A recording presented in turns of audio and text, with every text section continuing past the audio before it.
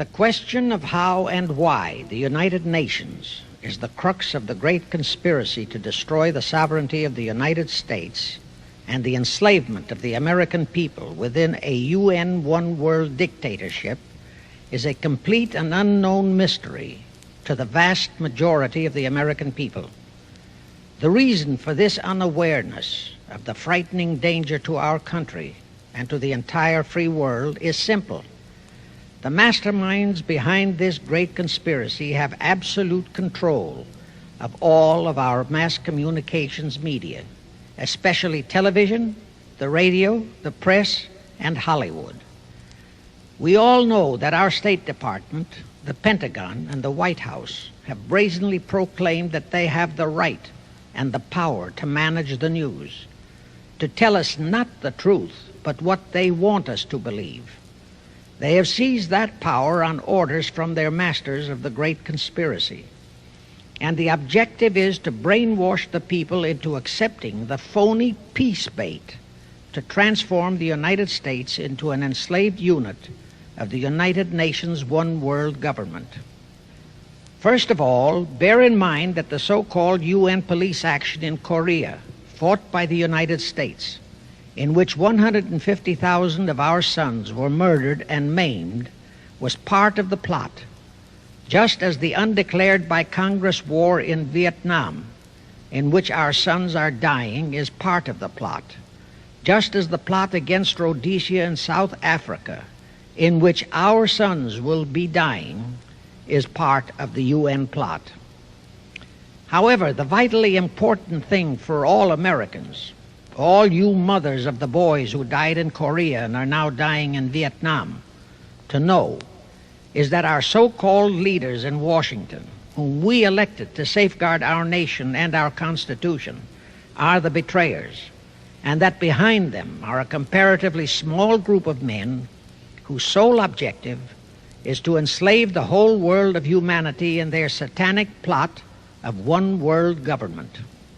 Now, in order to give you a very clear picture of this satanic plot, I will go back to its beginning, clear back in the middle of the 18th century, and name the men who put that plot into action, and then bring you down to the present, today's status of that plot.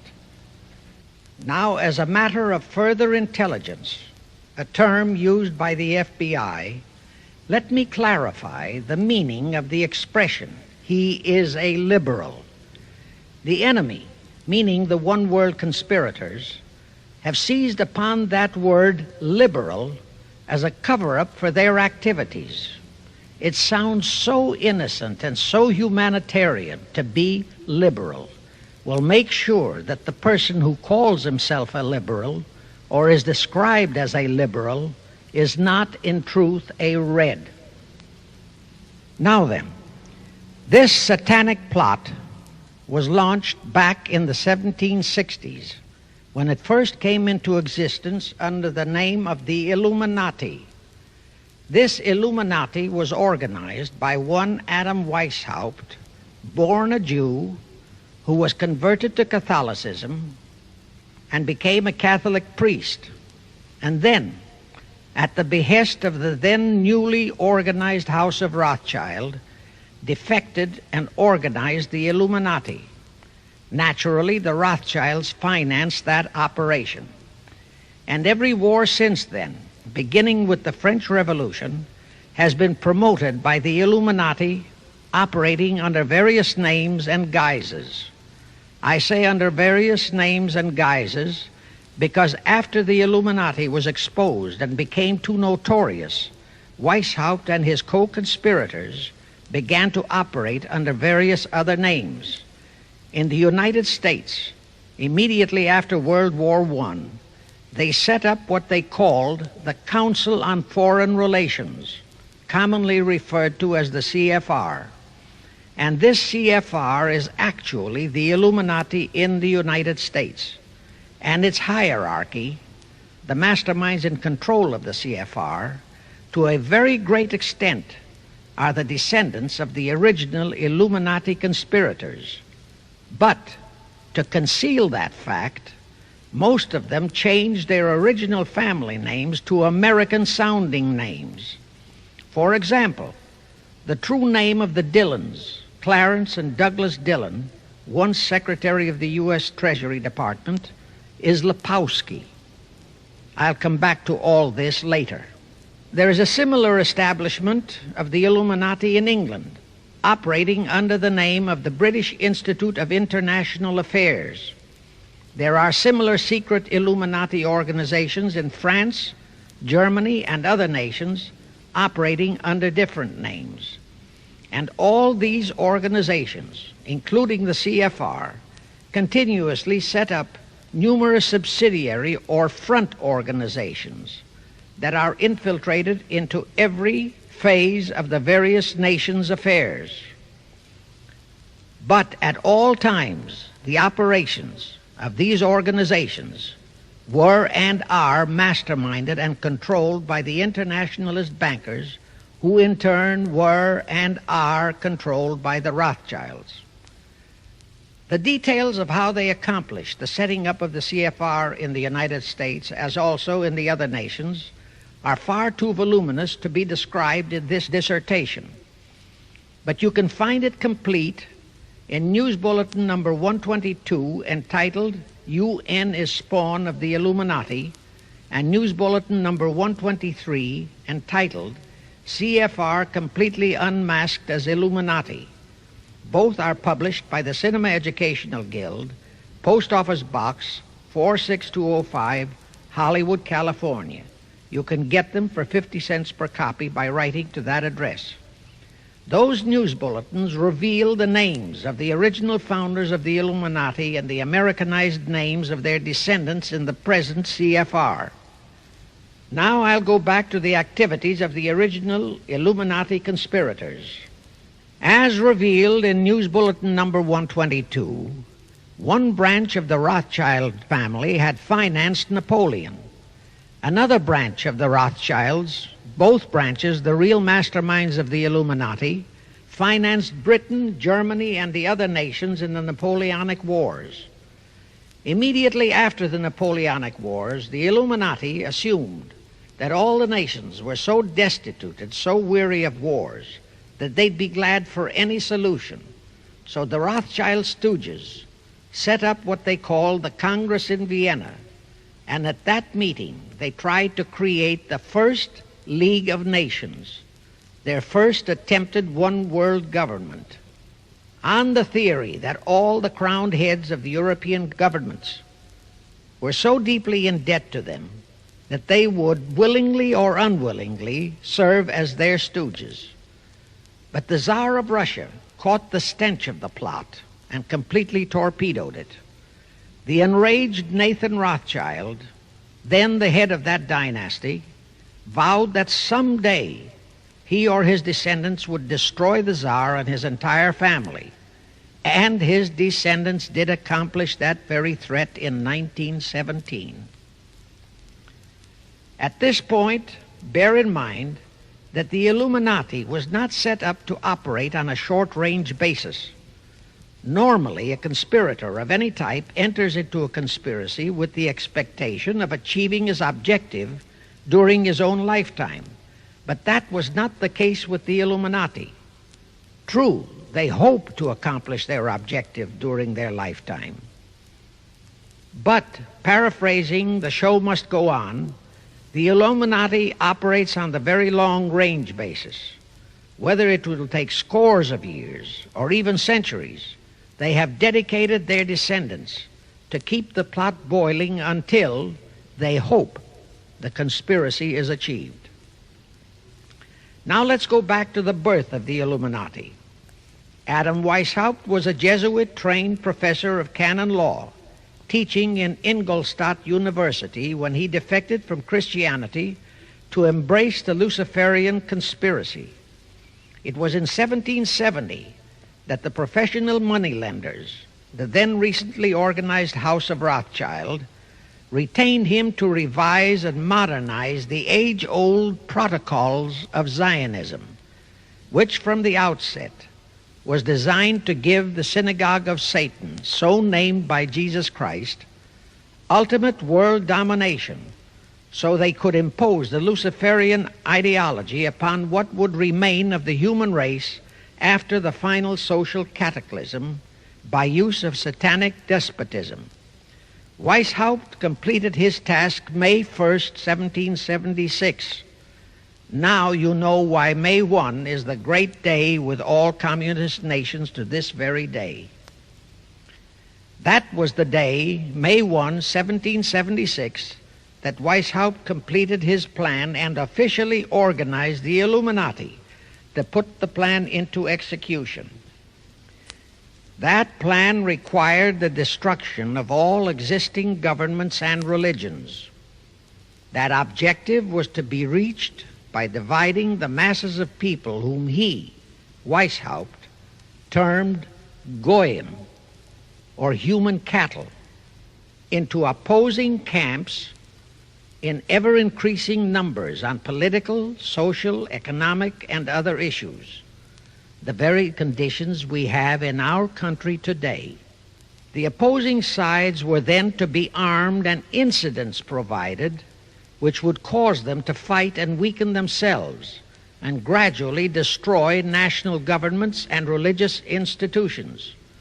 Again, I say, the very conditions in the world today. And at this point, let me stress a prime feature of the Illuminati plans. When and if their blueprint for world control, the protocols of the elders of Zion, is discovered and exposed, they would wipe all the Jews off the face of the earth in order to divert suspicions from themselves. If you think this is far-fetched, bear in mind that they permitted Hitler, a liberal socialist himself, who was financed by Krupp, Kennedy, the Warburgs, and the Rothschilds, to incinerate 600,000 Jews. Now, just why did the conspirators choose the word Illuminati for their satanic organization? Weishaupt himself said that the word is derived from Lucifer and means holders of the light, using the lie that his objective was to bring about a one-world government to enable those with mental ability to govern the world and prevent all wars in the future. In short, using the word peace on earth as his bait, exactly as that same bait, peace, was used by the 1945 conspirators to foist the United Nations on us. Weishaupt, financed, I repeat, by the Rothschilds, recruited some 2,000 paid followers. These included the most intelligent men in the fields of arts and letters, education, the sciences, finance, and industry. He then established lodges of the Grand Orient, Masonic lodges, to be their secret headquarters. And I again repeat that in all of this he was acting under orders from the House of Rothschild. The main features of the Weishaupt plan of operation required his Illuminati to do the following things to help them to accomplish their purpose. Number one, use monetary and sex bribery to obtain control of men already in high places in the various levels of all governments and other fields of endeavor. Once influential persons had fallen for the lies, deceits, and temptations of the Illuminati, they were to be held in bondage by application of political and other forms of blackmail, threats of financial ruin, public exposure and physical harm, even death, to themselves and loved members of their families. Do you realize how many present top officials in our federal government in Washington are controlled in just that way by the CFR? Do you realize how many homosexuals in our State Department, the Pentagon, all federal agencies, even in the White House, are controlled that way? Number two, Illuminati on the faculties of colleges and universities were to cultivate students possessing exceptional mental ability belonging to well-bred families with international leanings and recommend them for special training in internationalism. Such training was to be provided by granting scholarships to those selected by the Illuminists. That gives you an idea what a Rhodes Scholarship means. It means indoctrination into accepting the idea that only a one-world government can put an end to recurring wars and strife.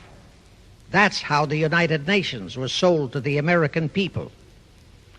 One of the most notable Rhodes Scholars we have in our country is Senator William J. Fulbright, sometimes referred to as Half-Bright. His entire voting record spells Illuminati. All such scholars were to be first persuaded and then convinced that men of special talent and brains have the right to rule those less gifted on the ground that the masses don't know what is best for them physically, mentally, and spiritually. In addition to the Rhodes and similar scholarships, today there are 3 special Illuminati schools located in Gordonstown in Scotland, Salem in Germany, and Anavrita in Greece. These 3 are known ones, but there are others that are kept undercover. Prince Philip, the husband of Britain's Queen Elizabeth, was educated at Gordonstown at the instigation of Lord Louis Mountbatten, his uncle, a Rothschild relative who became Britain's admiral of the fleet after World War II ended. Number 3, all influential people trapped into coming under the control of the Illuminati, plus the students who had been specially educated and trained, were to be used as agents and placed behind the scenes of all governments as experts and specialists, so they would advise the top executives to adopt policies which would, in the long run, serve the secret plans of the Illuminati one-world conspiracy and bring about the destruction of the governments and religions they were elected or appointed to serve. Do you know how many such men operate in our government at this very time? Rusk, McNamara, Hubert Humphrey, Fulbright, Kuchel, and go on and on and on. Number 4, perhaps the most vital directive in Weishaupt's plan was to obtain absolute control of the press, at that time the only mass communications media, to distribute information to the public, so that all news and information could be slanted, so that the masses could be convinced that a one-world government is the only solution to our many and varied problems. Now do you know who owns and controls our mass communications media? I'll tell you, practically all the movie lots in Hollywood is owned by the Lehmans, Kuhn, Loeb and Company, Goldman Sachs, and other internationalist bankers. All the national radio and TV channels in the nation are owned and controlled by those same internationalist bankers. The same is true of every chain of metropolitan newspapers and magazines, also of the press wire services, such as Associated Press, United Press International, etc. The supposed heads of all those media are merely the fronts for the internationalist bankers, who in turn compose the hierarchy of the CFR, today's Illuminati in America. Now can you understand why the Pentagon's press agent Sylvester so brazenly proclaimed that the government has the right to lie to the people? What he really meant was that our CFR-controlled government had the power to lie to and be believed by the brainwashed American people. And let's again go back to the first days of the Illuminati. Because Britain and France were the 2 greatest world powers in the late years of the 18th century, Weishaupt ordered the Illuminati to foment the colonial wars, including our Revolutionary War, to weaken the British Empire and organize the French Revolution to destroy the French Empire. He scheduled the French Revolution to start in 1789. However, in 1784, a true act of God placed the Bavarian government in possession of evidence which proved the existence of the Illuminati, and that evidence could have saved France if they, the French government, hadn't refused to believe it. Here is how that act of God happened. It was in 1874 that Weishaupt issued his orders for the French Revolution. A German writer named Zwack put it into book form. It contained the entire Illuminati story and Weishaupt's plans. A copy of this book was sent to the Illuminists in France, headed by Robespierre, whom Weishaupt had delegated to foment the French Revolution. The courier was struck and killed by lightning as he rode through Ralestan on his way from Frankfurt to Paris. The police found the subversive documents on his body and turned them over to the proper authorities. After careful study of the plot, the Bavarian government ordered the police to raid Weishaupt's newly organized lodges of the Grand Orient and the homes of his most influential associates.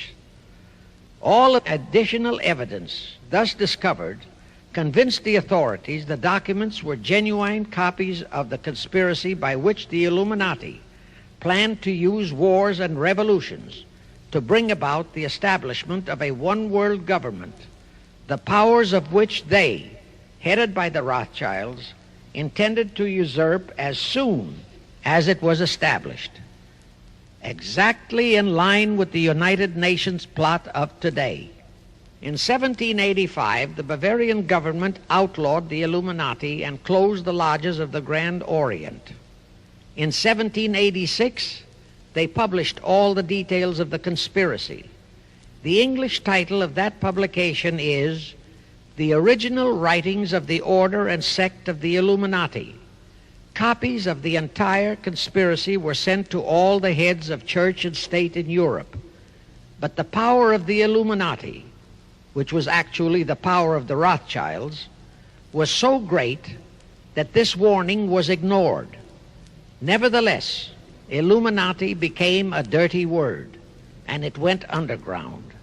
At the same time, Weishaupt ordered Illuminists to infiltrate into the lodges of Blue Masonry and form their own secret societies within all secret societies.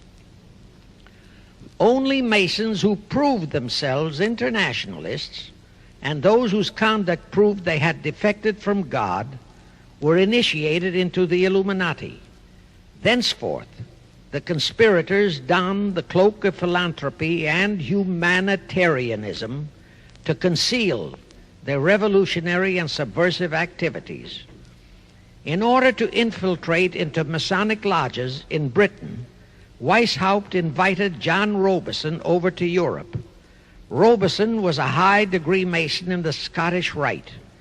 He was a professor of natural philosophy at Edinburgh University and secretary of the Royal Society of Edinburgh. Robison did not fall for the lie that the objective of the Illuminati was to create a benevolent dictatorship, but he kept his reactions to himself so well that he was entrusted with a copy of Weishaupt's revised conspiracy for study and safekeeping. Anyway, because the heads of state and church in France were deluded into ignoring the warnings given them, the revolution broke out in 1789 as scheduled by Weishaupt. In order to alert other governments to their danger, in 1798 Robison published a book entitled Proof of a Conspiracy to Destroy All Governments and Religions. But his warnings were ignored, exactly as our American people have been ignoring all warnings about the United Nations and the Council on Foreign Relations, the CFR. Now here is something that will stun and very likely outrage many who hear this, but there is documentary proof that our own Thomas Jefferson and Alexander Hamilton became students of Weishaupt. Jefferson was one of Weishaupt's strongest defenders when he was outlawed by his government. And it was Jefferson who infiltrated the Illuminati into the then newly organized lodges of the Scottish Rite in New England. Here is the proof. In 1789, John Robeson warned all Masonic leaders in America that the Illuminati had infiltrated into their lodges. And on July 19, 1789, David Papin, president of Harvard University, issued the same warning to the graduating class and lectured them on the influence Illuminism was acquiring on American politics and religion. And to top it off, John Quincy Adams, who had organized the New England Masonic lodges, issued his warnings. He wrote 3 letters to Colonel William L. Stone, a top Mason, in which he exposed how Jefferson was using Masonic lodges for subversive, illuministic purposes. Those 3 letters are at this very time in Rittenberg Square Library in Philadelphia. In short, Jefferson, founder of the Democratic Party, was a member of the Illuminati, which at least partly accounts for the condition of the party at this time. And through infiltrations of the Republican Party, we have exactly nothing of loyal Americanism today. That disastrous rebuff at the Congress at Vienna, created by the Tsar of Russia, did not by any means destroy the Illuminati conspiracy. It merely forced them to adopt a new strategy. Realizing that the one world idea was, for the moment, killed, the Rothschilds decided that to keep the plot alive, they'd have to do it by heightening their control of the money systems of the European nations. Earlier, by a ruse, the outcome of the Battle of Waterloo had been falsified. Rothschild had spread a story that Napoleon had won that battle. That had precipitated a terrific panic on the stock market in England. All stocks had plummeted down to practically zero, and Nathan Rothschild bought all the stocks for virtually a penny on its dollar values. That gave him complete control of the economy of Britain and virtually of all Europe.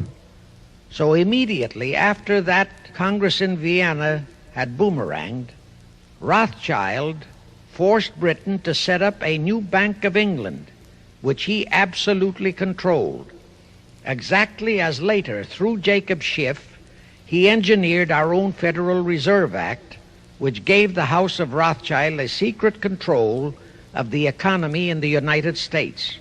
But now for a moment, let's dwell on the activities of the Illuminati in the United States.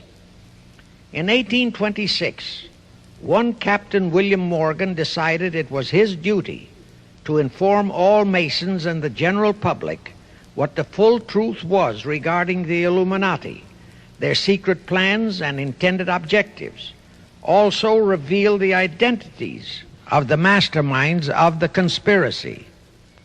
The Illuminati promptly tried Morgan in absentia and convicted him of treason. They ordered one Richard Howard, an English Illuminist, to carry out their sentence of execution as a traitor. Morgan was warned and he tried to escape to Canada. But Howard caught up with him near the border, near the Niagara Gorge, to be exact, where he murdered him. This was verified in a sworn statement made in New York by one Avery Allen to the effect that he heard Howard render his report of the execution to a meeting of Knights Templars in St. John's Hall, New York. He also told how arrangements had been made to ship Howard back to England. That Allen affidavit is on record in New York City archives. Very few Masons and very few of the general public know that general disapproval over that incident of murder caused approximately half of all the Masons in the northern jurisdiction of the United States to secede. Copies of the minutes of the meeting held to discuss that matter are still in existence in safe hands, and that all that secrecy emphasizes the power of the masterminds of the Illuminati to prevent such terrible events of history from being taught in our schools. In the early 1850s, the Illuminati held a secret meeting in New York, which was addressed by a British illuminist named Wright. Those in attendance were told that the Illuminati was organizing to unite the nihilist and atheist groups with all other subversive groups into an international to be known as communists. That was when the word communist first came into being, and it was intended to be the supreme weapon and scare word to terrify the whole world and drive the terrorized peoples into the Illuminati one world scheme. This scheme, communism, was to be used to enable the Illuminati to foment future wars and revolutions. Clinton Roosevelt, a direct ancestor of Franklin Roosevelt, Horace Greeley and Charles Dana, foremost newspaper publishers of that time, were appointed to head a committee to raise funds for the new venture. Of course, most of the funds were provided by the Rothschilds. And this fund was used to finance Karl Marx and Engels when they wrote Das Kapital and the Communist Manifesto in Soho, England.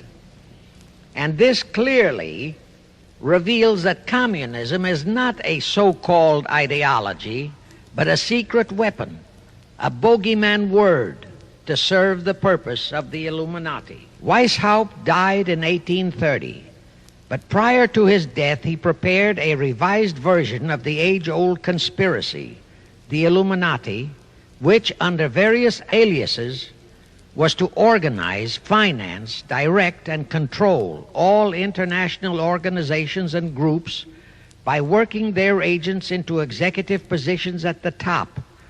In the United States, we have Woodrow Wilson, Franklin Roosevelt, Jack Kennedy, Johnson, Rusk, McNamara, Fulbright, etc. as prime examples.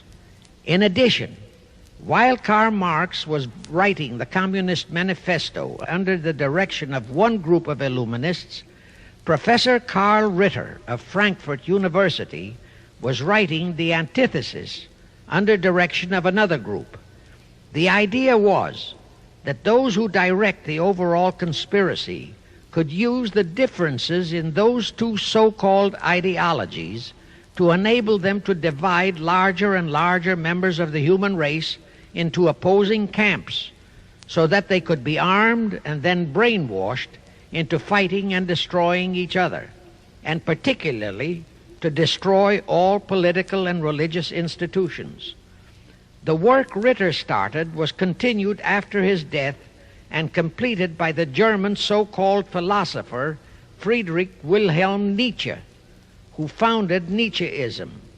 This Nietzscheism was later developed into fascism and then into Nazism and was used to foment World Wars I and II.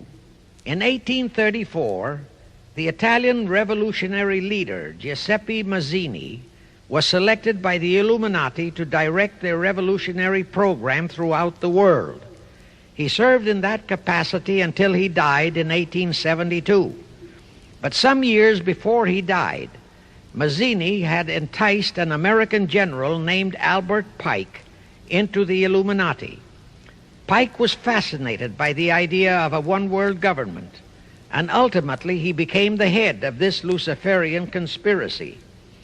Between 1859 and 1871, he, Pike, worked out a military blueprint for 3 world wars and various revolutions throughout the world, which he considered would forward the conspiracy to its final stage in the 20th century.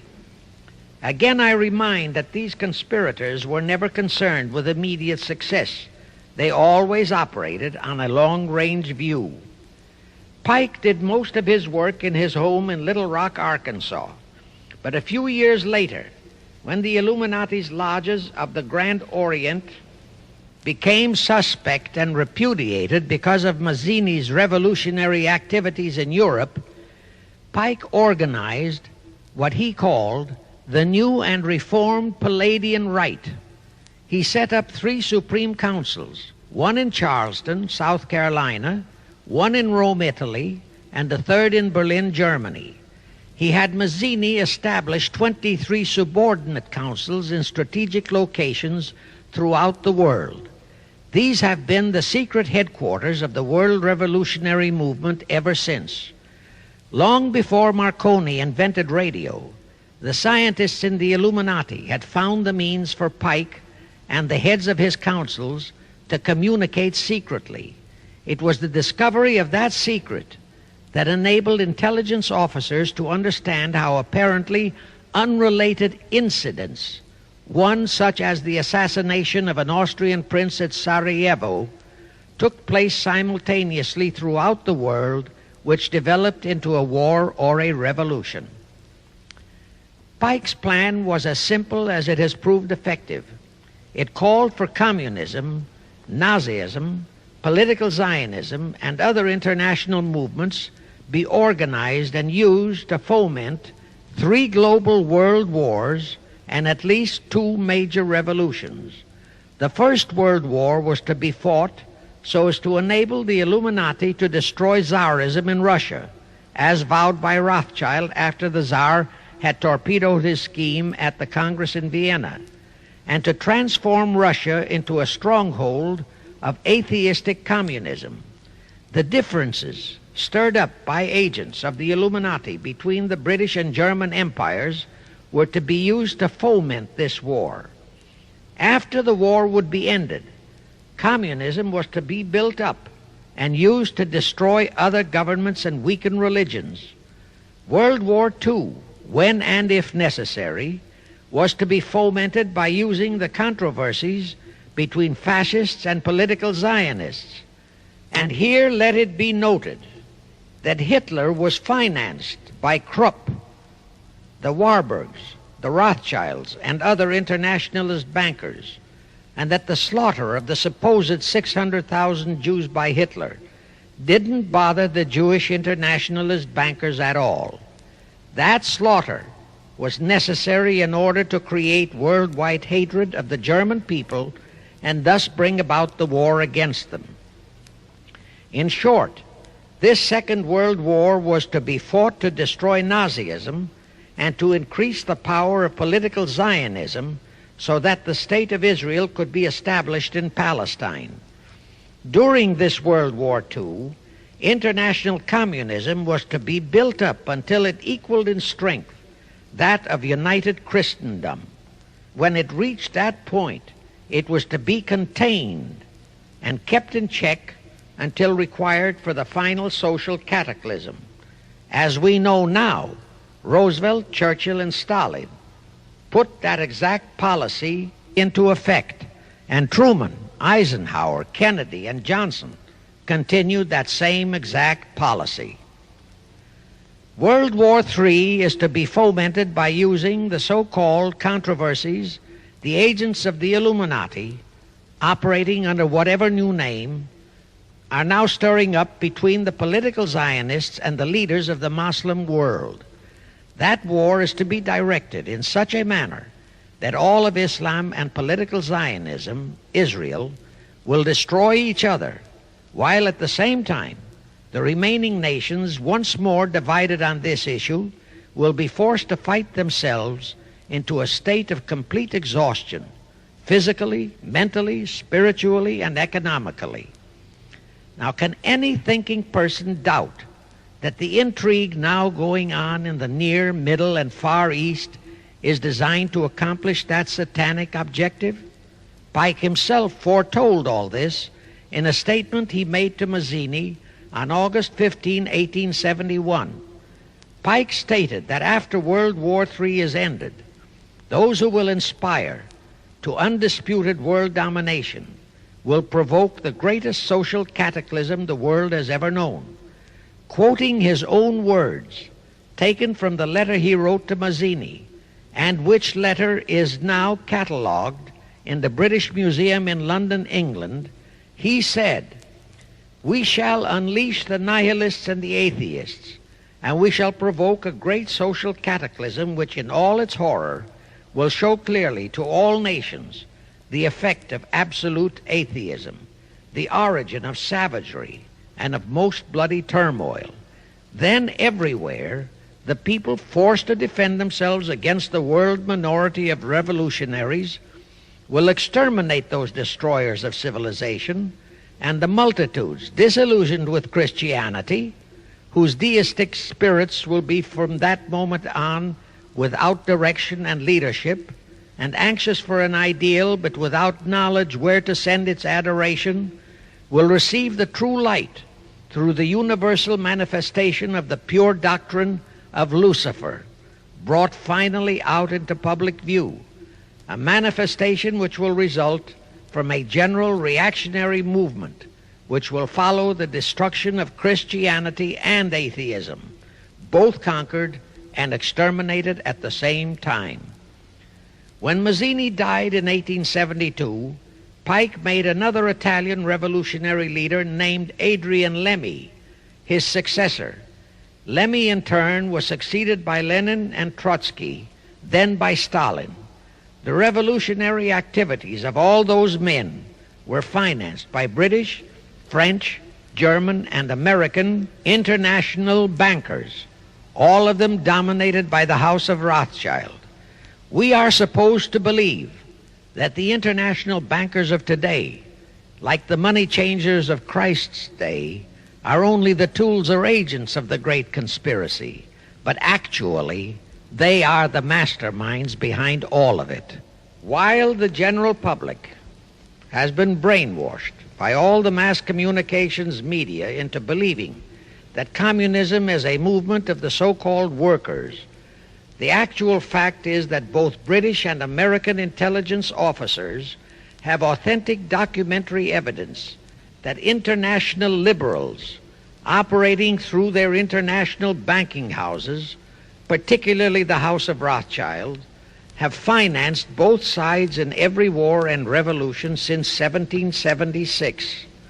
Those who today comprise the conspiracy, the CFR in the United States, direct our governments, whom they hold in usury through such methods as the Federal Reserve System in America, to fight wars such as Vietnam, created by the United Nations, so as to further Pike's Illuminati plans to bring the world to that stage of the conspiracy when atheistic communism and the whole of Christianity can be forced into an all-out Third World War within each remaining nation, as well as on an international scale. The headquarters of the great conspiracy in the late 1700s was in Frankfurt, Germany, where the House of Rothschild had been established by Mayer Anschelm, who adopted the Rothschild name and linked together other international financiers who had literally sold their souls to the devil. After the Bavarian government's exposure in 1786, the conspirators moved their headquarters to Switzerland, then to London.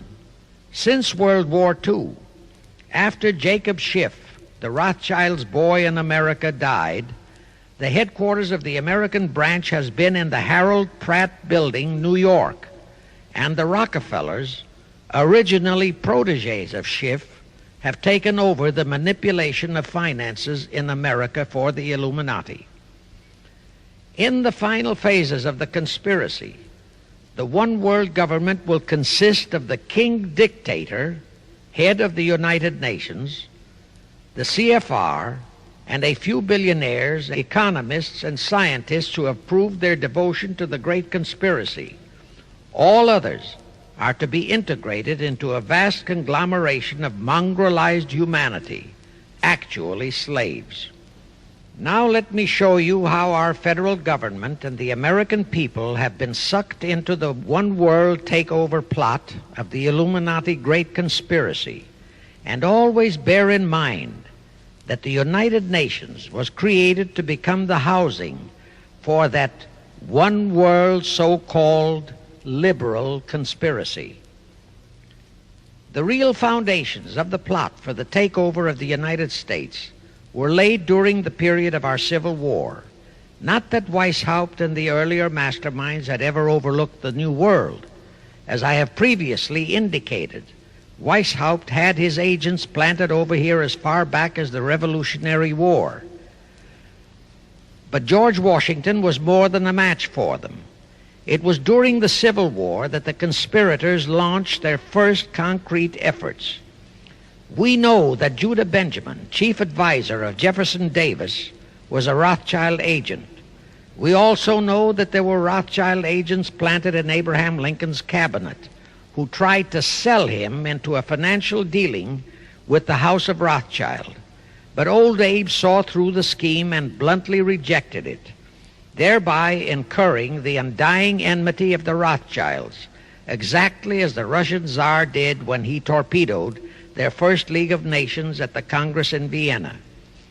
Investigation of the assassination of Lincoln revealed that the assassin, Booth, was a member of a secret conspiratorial group.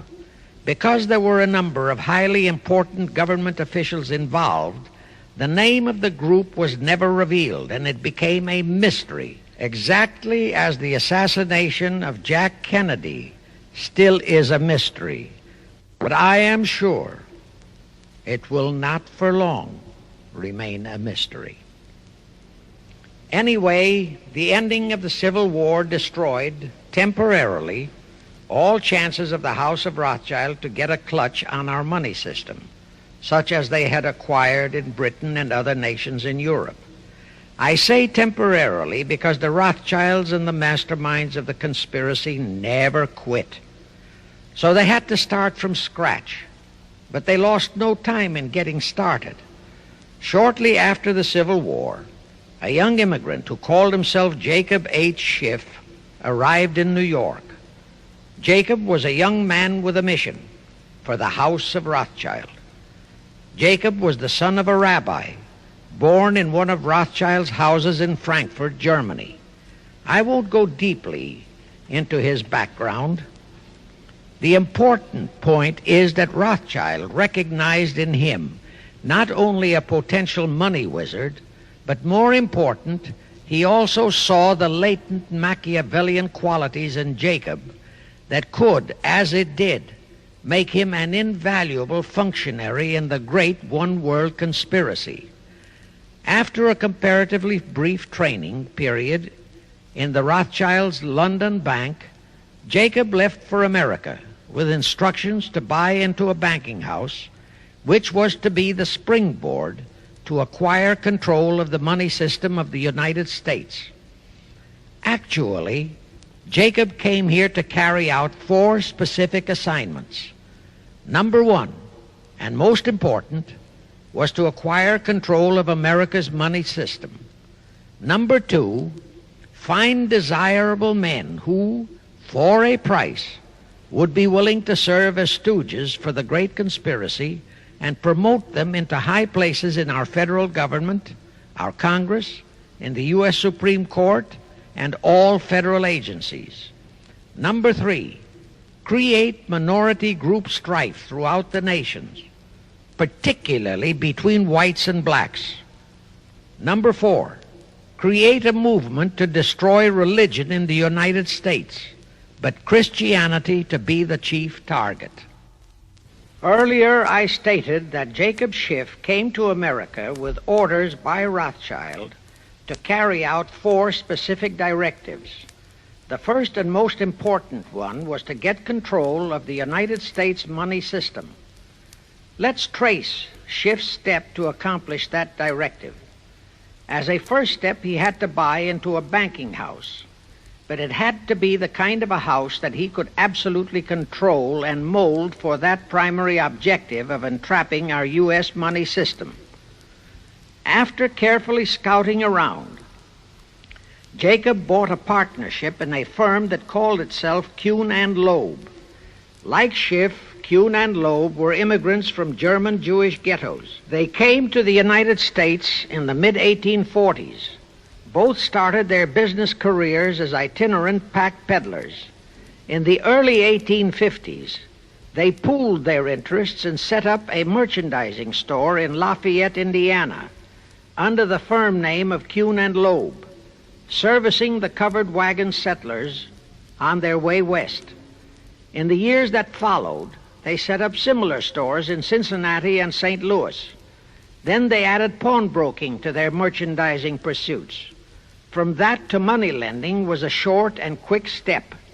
By the time Schiff arrived on the scene, Kuhn and Loeb was a well-known private banking firm, and this is the firm Jacob bought into. Shortly after he became a partner in Kuhn and Loeb, Schiff married Loeb's daughter, Teresa. Then he bought out Kuhn's interests and moved the firm to New York, and Kuhn and Loeb became Kuhn, Loeb and Company, international bankers, with Jacob Schiff, agent of the Rothschilds, ostensibly the sole owner. And throughout his career, this blend of Judas and Machiavelli, the first hierarch of the Illuminati, great conspiracy in America, posed as a generous philanthropist and a man of great holiness, the cover-up policy set forth by the Illuminati. As I have stated, the first great step of the conspiracy was to be the entrapment of our money system. To achieve that objective, Schiff had to get full cooperation of the then big banker elements in America, and that was easier said than done. Even in those years, Wall Street was the heart of the American money mart, and J.P. Morgan was its dictator. Next in line were the Drexels and the Biddles in Philadelphia. All the other financiers, big and little, danced to the music of those three houses, but particularly to that of Morgan. All of those three were proud, haughty, arrogant potentates. For the first few years, they viewed the little bewhiskered man from the German ghettos with utter contempt. But Jacob knew how to overcome that. He threw a few Rothschild bones to them, said bones being distribution in America of desirable European stock and bond issues. Then he discovered he had a still more potent weapon in his hands in the following. It was in the decades following our Civil War that our industries began to burgeon. We had great railroads to build. The oil, mining, steel, textile industries were bursting out of their swaddling clothes. All that called for vast financing. Much of that financing had to come from abroad. That meant the House of Rothschild, and that was when Schiff came into his own. He played a very crafty game. He became the patron saint of John D. Rockefeller, Edward R. Harriman, and Andrew Carnegie. He financed the Standard Oil Company for Rocky, the railroad empire for Harriman, and the steel empire for Carnegie. But instead of hogging all the other industries for Kuhn, Loeb and Company, he opened the doors of the House of Rothschild to Morgan, Biddle, and Drexel. In turn, Rothschild arranged the setting up of London, Paris, European, and other branches for those three, but always in partnerships with Rothschild subordinates. And Rothschild made it very clear to all those men that Schiff was to be the boss in New York. Thus, at the turn of the century, Schiff had a tight control of the entire banking fraternity on Wall Street, which by then, with Schiff's help, included Lehman Brothers, Goldman Sachs, and other internationalist banks, headed by men chosen by the Rothschilds. In short, that meant control of the nation's money powers, and he was then ready for the giant step, the entrapment of our national money system. Now, under our Constitution, all control of our money system is vested solely in our Congress. Schiff's next important step was to seduce our Congress to betray that constitutional edict by surrendering that control to the hierarchy of the Illuminati's great conspiracy. In order to legalize that surrender and thus make the people powerless to resist it, it would be necessary to have Congress enact special legislation. To accomplish that, Schiff would have to infiltrate stooges into both houses of Congress, stooges powerful enough to railroad Congress into passing such legislation. Equally, or even more important, he would have to plant a stooge in the White House, a president without integrity and without scruples, who would sign that legislation into law. To accomplish that, he had to get control of either the Republican or the Democratic Party. The Democratic Party was the more vulnerable. It was the hungrier of the two parties. Except for Grover Cleveland, the Democrats had been unable to land one of their men in the White House since before the Civil War. There were two reasons for that. Number one, poverty of the party. Number two, there were considerably more Republican-minded voters than Democrats. The poverty matter was not a great problem, but the voter problem was a different story. But as I previously said, Schiff was a smart cookie. Here is the atrocious and murderous method he employed to solve that voter problem. His solution emphasizes how very little the Jewish internationalist bankers care about their own racial brethren, as you shall see. Suddenly, around 1890, there broke out a nationwide series of pogroms in Russia. Many, many thousands of innocent Jews, men, women, and children, were slaughtered by the Cossacks and other peasants. Similar pogroms with similar slaughter of innocent Jews broke out in Poland, Romania, and Bulgaria. All those pogroms were fomented by Rothschild agents. As a result, Jewish terrified refugees from all those nations swarmed into the United States, and that continued throughout the next 2 or 3 decades because the pogroms were continuous through all those years. All those refugees were aided by self-styled humanitarian committees set up by Schiff, the Rothschilds, and all the Rothschild affiliates. In the main, the refugees streamed into New York, but the Schiff-Rothschild humanitarian committees found ways to shuffle many of them into other large cities, such as Chicago, Boston, Philadelphia, Detroit, Los Angeles, etc. All of them were quickly transformed into naturalized citizens and educated to register as Democrats. Thus, all of that so-called minority group became solid Democratic voter blocs in their communities, all controlled and maneuvered by their so-called benefactors. And shortly after the turn of the century, they became vital factors in the political life of our nation. That was one of the methods Schiff employed to plant men like Nelson Aldrich in our Senate and Woodrow Wilson in the White House. At this point, let me remind you of another of the important jobs that was assigned to Schiff when he was dispatched to America. I refer to the job of destroying the unity of the American people by creating minority group and racial strife. By the pogrom-driven Jewish refugees into America, Schiff was creating one ready-made minority group for that purpose. But the Jewish people as a whole, made fearful by the pogroms, could not be depended upon to create the violence necessary to destroy the unity of the American people.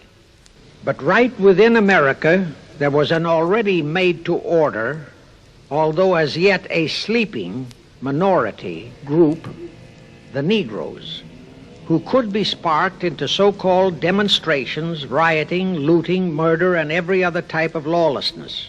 All that was necessary was to incite and arouse them. Together, those two minority groups, properly maneuvered, could be used to create exactly the kind of strife in America the Illuminati would need to accomplish their objective. Thus, at the same time that Schiff and his co-conspirators were laying their plans for the entrapment of our money system, they were also perfecting plans to hit the unsuspecting American people with an explosive and terrifying racial upheaval that would tear the people into hate fractions and create chaos throughout the nation, especially on all college and university campuses. all protected by Earl Warren decisions and our so-called leaders in Washington. Of course, perfecting those plans required time and infinitely patient organizing. Now, to remove all doubts, I'll take a few moments to give you documentary proof of this racial strife plot. First of all, they had to create leaderships and organizations to draw in millions of dupes, both Jewish and Negroes, who would do the demonstrating and commit the rioting, looting, and lawlessness. So in 1909, Schiff, the Lamans, and other conspirators organized and set up the National Association for the Advancement of the Colored People, known as the NAACP. The presidents, directors, and legal counsels of the NAACP were always white men, Jews appointed by Schiff. And this is the case to this very day. Then, in 1913, the Schiff Group organized the Anti-Defamation League of the B'nai B'rith, commonly known as the ADL, to serve as the Gestapo and hatchet man outfit for the entire great conspiracy. Today, this sinister ADL maintains over 2,000 agencies in all parts of the country, and they advise and completely control every action of the NAACP, CORE, of the Urban League, of all the other so-called Negro civil rights organizations throughout the nation, including such leaders as Martin Lucifer King, Stokely Carmichael, Bayard Rustin, and others of that ilk. In addition, the ADL acquired absolute control of the advertising budgets of many department stores, hotel chains, and TV and radio industrialist sponsors, also advertising agencies, in order to control practically all the mass communications media and force every loyal newspaper to slant and falsify the news, and to further incite and at the same time create sympathy for the lawlessness and violence of the Negro mobs. Here is documentary proof of the beginning of their deliberate plot to foment the Negroes into all their lawlessness. Around 1910, one Israel Zangwill wrote a play entitled The Melting Pot. It was sheer propaganda to incite the Negroes and Jews, because the play purportedly visualized how the American people were discriminating against and persecuting Jews and Negroes. At that time, nobody seemed to realize that it was a propaganda play. It was that cleverly written. The propaganda was well wrapped up in the truly great entertainment in the play, and it was a big Broadway hit. Now, in those years, the legendary Diamond Jim Brady used to throw a banquet at the famous Delmonico restaurant in New York after the opening performance of a popular play. He threw such a party for the cast of The Melting Pot, its author, producer, and chosen Broadway celebrities. By then, I'd already made a personal mark on the Broadway theater and was invited to that party. There I met George Bernard Shaw and a Jewish writer named Israel Cohen. Zangwill, Shaw, and Cohen were the triumvirate who created the Fabian Society in England and had worked closely with a Frankfurt Jew named Mordecai, who had changed his name to Karl Marx. But remember, at that time, both Marxism and communism were just emerging, and nobody paid much attention to either, and nobody suspected the propaganda in the writings of those three really brilliant writers. At that banquet, Israel Cohen told me he was then engaged in writing a book which was to be a follow-up on Zangwill's The Melting Pot. The title of his book was to be A Racial Program for the 20th Century. At that time, I was completely absorbed by my work as a playwright, and significant as that title was, its real objective never dawned on me, nor was I interested in reading the book. But it suddenly hit me with the force of a hydrogen bomb when I received a newspaper clipping of an item published by the Washington, D.C. Evening Star in May 1957. That item was a verbatim reprint of the following excerpt in Israel Cohen's book, A Racial Program for the 20th Century, and it reads, as I quote, "We must realize that our party's most powerful weapon is racial tension. By propounding into the consciousness of the dark races that for centuries they have been oppressed by the whites, we can mold them to the program of the Communist Party. In America, we will aim for subtle victory. While inflaming the Negro minority against the whites, we will instill in the whites a guilt complex for their exploitation of the Negroes. We will aid the Negroes to rise to prominence in every walk of life, in the professions and in the world of sports and entertainment. With this prestige, the Negro will be able to intermarry with the whites and begin a process which will deliver America to our cause." That same excerpt was entered into the congressional record of June 7, 1957 by Representative Thomas G. Abernathy. Thus the authenticity of that passage in Cohen's book was fully established. But the one question that remained in my mind was whether it represented the official policy or plot of the Communist Party or just a personal expression of Cohen himself. Hence I sought more proof, and I found it. In an official pamphlet published in 1935 by the New York Communist Party's official Workers' Library Publishers. That pamphlet was entitled, "The Negroes in a Soviet America." It urged the Negroes to rise up, form a Soviet state in the South, and apply for admission to the Soviet Union. It contained a firm pledge that the revolt would be supported by all American Reds and all so-called liberals. On page 38, it promised that a Soviet government would confer greater benefits to Negroes than to whites. And again, this official communist pamphlet pledged that, I quote, "Any act of discrimination or prejudice against a Negro will become a crime under the revolutionary law," unquote. That statement proved that the excerpt in Israel Cohen's book, published in 1913, was an official edict of the Communist Party and directly in line with the Illuminati blueprint for world revolution issued by Weishaupt and later by Albert Pike. Now there's only one question, and that is to prove that the communist regime is directly controlled by the American Jacob Schiff and London Rothschild masterminds of the Great Conspiracy. A little later, I will provide that proof that will remove even a remote doubt that the Communist Party, as we know it, was created by those masterminds, capitalists, if you will note, that Schiff, the Warburgs, and the Rothschilds planned and financed the entire Russian Revolution, also the murder of the Tsar and his family, and that Lenin, Trotsky, and Stalin took their orders directly from Schiff and the other capitalists whom they supposedly are fighting. Now can you see why the vile Earl Warren and his equally vile co-Supreme Court justices issued that infamous and treasonous desegregation decision in 1954? It was to aid and abet the plot of the Illuminati conspirators to create tension and strife between Negroes and whites. Can you see why the same Earl Warren issued his decision prohibiting Christian prayers and Christmas carols in our schools? It was done to destroy Christianity.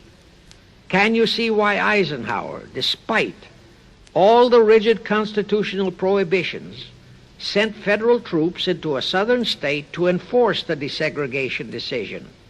Why Kennedy did likewise? And can you see why Johnson and 66 senators, despite the protests of 90% of the American people, voted for the Consular Treaty, which opens our entire country to Russian spies and saboteurs?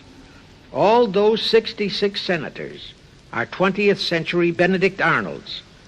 It is up to you and you, all of the American people, to force Congress, our elected servants, to haul in those American traitors for impeachments, and that when proven guilty, they all be given the punishment prescribed for traitors who aid and abet our enemies. And that includes the forcing of rigid investigations by Congress of the CFR and all their fronts, such as the ADL, the NAACP, SNCC, and such Illuminati tools as Martin Lucifer King. Such investigations will completely unmask all the leaders in Washington and the Illuminati and all their affiliations and affiliates as traitors carrying out the Illuminati plot.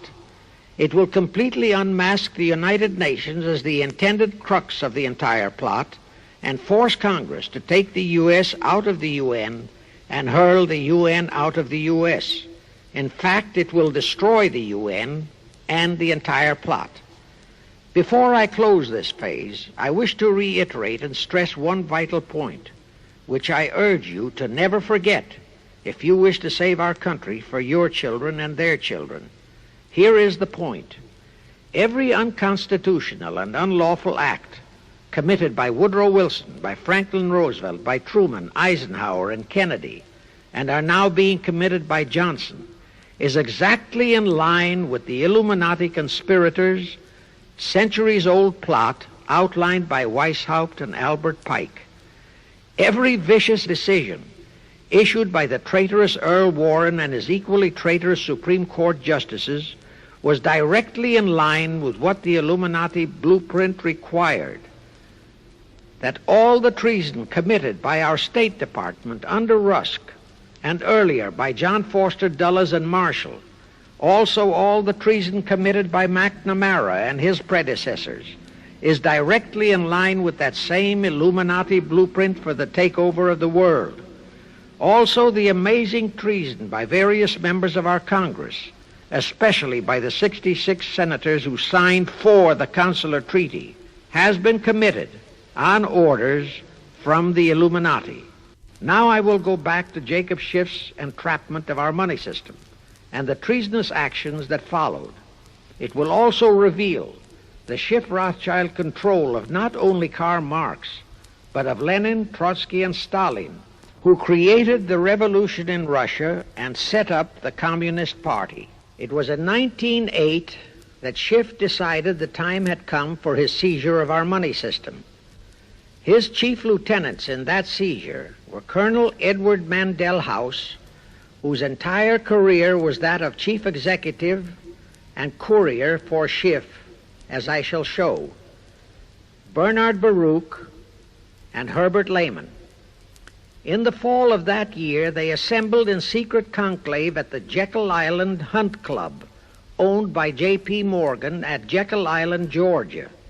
Among those present were J.P. Morgan, John D. Rockefeller, Colonel House, Senator Nelson Aldrich, Schiff, Stillman and Vanderlip of the New York National City Bank, W.N.J. Seligman, Eugene Meyer, Bernard Baruch, Herbert Lehman, Paul Warburg, in short, all of the international bankers in America, all of them members of the hierarchy of the Illuminati's great conspiracy.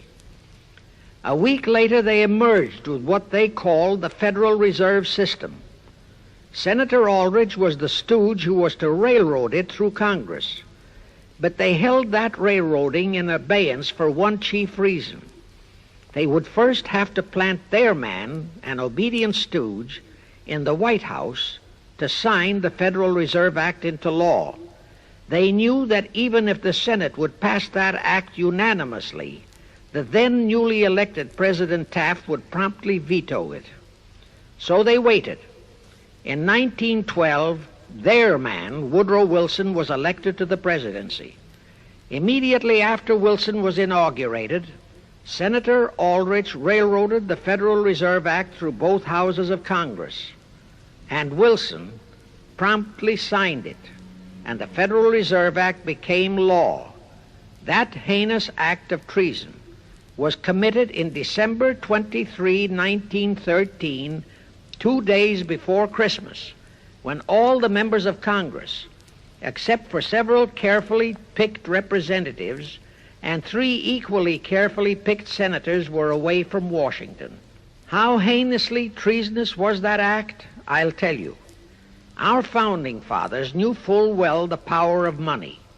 They knew that whoever had that power held the destiny of our nation in his hands. Therefore, they carefully guarded this power when they set forth in the Constitution that Congress, the elected representatives of the people, alone would have that power. The constitutional language on this point is brief, concise, and specific, stated in Article 1, Section 8, Paragraph 5, defining the duties and powers of Congress, and I quote, "To coin money, regulate the value thereof, and of foreign coin, and the standard of weights and measures," unquote. But on that tragic, unforgettable day of infamy, December 23, 1913, the men we sent to Washington to safeguard our interests, the representatives and senators and Woodrow Wilson, delivered the destiny of our nation into the hands of two aliens from Eastern Europe, Jacob Schiff and Paul Warburg. Warburg was a very recent immigrant who came here on orders from Rothschild for the express purpose of blueprinting that foul Federal Reserve Act. Now, the vast majority of the American people think that the Federal Reserve System is a United States government-owned agency. That is positively false. All of the stock of the Federal Reserve banks is owned by the member banks, and the heads of the member banks are all members of the hierarchy of the great Illuminati conspiracy known today as the CFR. The details of that act of treason in which many traitorous so-called Americans participated are far too long for this recording, but all those details are available in a book entitled The Federal Reserve Conspiracy, written by Eustace Mullins. In that book, Mullins tells the entire horrifying story and backs it up with unquestionable documentations. Aside from it being a truly fascinating and shocking story of that great betrayal, every American should read it as a matter of vital intelligence for the time when the whole American people will finally come awake and smash the entire conspiracy. And with God's help, that awakening will surely come. You can get a copy of that book from the publishers, the Christian Educational Association, 530 Chestnut Street, Union, New Jersey. Now, if you think that those aliens and their by accident of birth American co-conspirators would be content with just the control of our money system, you're in for another very sad shock. The Federal Reserve System gave the conspirators complete control of our money system, but it in no way touched the earnings of the people, because the Constitution positively forbids what is now known as the 20% withholding tax. But the Illuminati blueprint for one-world enslavement called for the confiscation of all private property and control of individual earning powers. This, and Karl Marx stressed that feature in his blueprint, had to be accomplished by a progressive graduated income tax. As I stated, such a tax could not lawfully be imposed upon the American people. It is succinctly and expressly forbidden by our Constitution. Thus, only an amendment to the Constitution could give the federal government such confiscatory powers. Well, that too was not an insurmountable problem for our Machiavellian plotters. The same elected leaders in both houses of Congress and the same Mr. Woodrow Wilson, who signed the infamous Federal Reserve Act into law, amended the Constitution to make the federal income tax, known as the 16th Amendment, a law of the land. Both are illegal under our Constitution. In short, the same traitors signed both betrayals, the Federal Reserve Act and the 16th Amendment, into law. However, it seems that nobody ever realized that the 16th Amendment was set up to rob, and I do mean rob, the people of their earnings via the income tax provision. The plotters didn't fully use that provision until World War II, when that great humanitarian, Franklin Roosevelt, applied a 20% withholding tax on all small wage earners and up to 90% on higher incomes. Oh, of course, he faithfully promised that it would be only for the duration of the war. But what was a promise to such a charlatan who in 1940, when he was running for his third term, kept proclaiming, I say again and again and again that I will never send American boys to fight on foreign soil. Remember? He was proclaiming that even as he was already preparing to plunge us into World War II by enticing the Japanese into that sneak attack on Pearl Harbor to furnish him with his excuse. And before I forget, let me remind you that another charlatan named Woodrow Wilson used exactly that same campaign slogan in 1916. His slogan was, "Re-elect the man who will keep your sons out of the war." Exactly the same formula, exactly the same promises. But wait, as Al Jolson used to say, you ain't heard nothing yet. That 16th Amendment income tax trap was intended to confiscate, rob, the earnings only of the common herd, you and me. It was not intended to even touch the huge incomes of the Illuminati gang, the Rockefellers, the Carnegies, the Lehmans, and all the other conspirators. So together with that 16th Amendment, they created what they called the tax-free foundations. That would enable the conspirators to transform their huge wealth into such so-called foundations and avoid payment of virtually all income taxes. The excuse for it was that the earnings of those tax-free foundations would be devoted to humanitarian philanthropy. So we now have the several Rockefeller foundations, the Carnegie Endowment Fund, the Ford Foundation, the Mellon Foundation, and hundreds of similar tax-free foundations. And what kind of philanthropy do these foundations support? Well, they finance all the civil rights groups that are creating all the chaos and rioting all over the country. They finance the Martin Lucifer Kings. The Ford Foundation finances the Center for the Study of Democratic Institutions in Santa Barbara, commonly referred to as Moscow West, and which is headed by Wonderboy Hutchins, Walter Reuther, Irwin Canham, and others of that ilk. In short, the tax-free foundation financed those who are doing the job for the Illuminati Great Conspiracy. And what are the hundreds of billions of dollars they confiscate every year from the earnings of the common herd, you and me, used for? Well, for one thing, there's the foreign aid gimmick, which gave billions to Communist Tito, plus gifts of hundreds of jet planes, many of which were turned over to Castro, plus the costs of training communist pilots so that they can the better shoot down our planes, billions to Red Poland, billions to India, billions to Sukarno, billions to other enemies of the United States.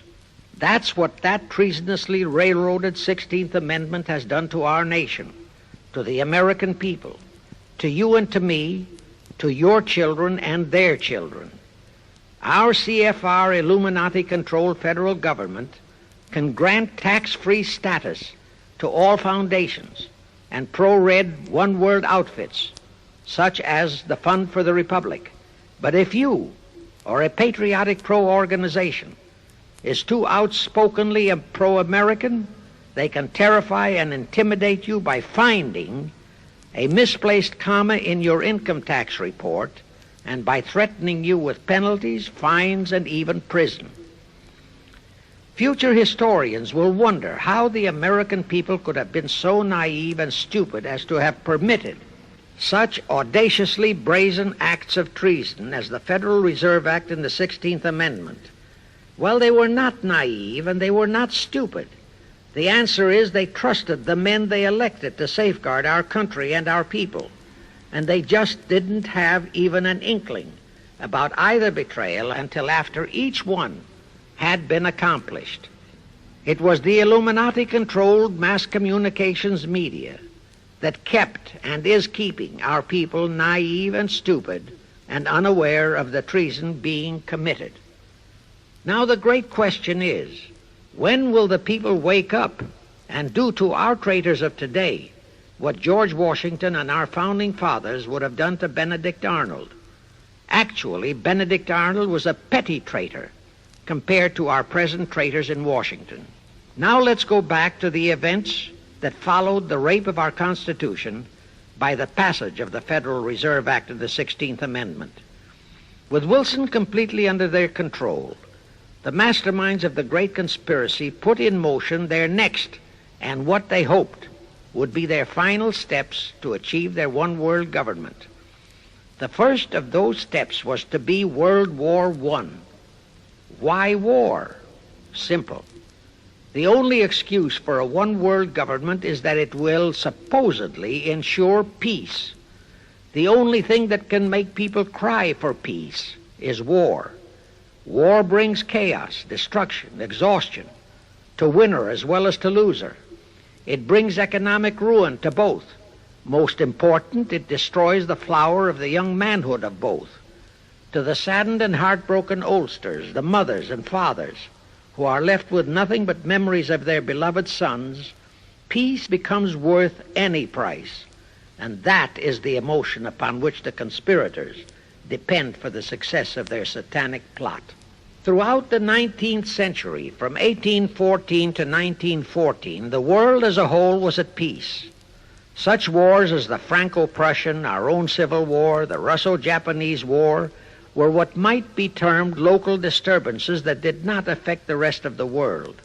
All the great nations were prosperous, the peoples staunchly nationalistic and fiercely proud of their sovereignties. It was utterly unthinkable that the French and the German peoples would be willing to live under a one-world government, or the Turks and the Russians, or the Chinese and the Japanese. Even more unthinkable that a Kaiser Wilhelm, or a Franz Joseph, or a Tsar Nicholas, or any monarch would willingly and meekly surrender his throne to a one-world government. But bear in mind that the peoples in all nations are the real power, and only one thing, war, could make the peoples yearn and clamor for a peace-ensuring one-world government.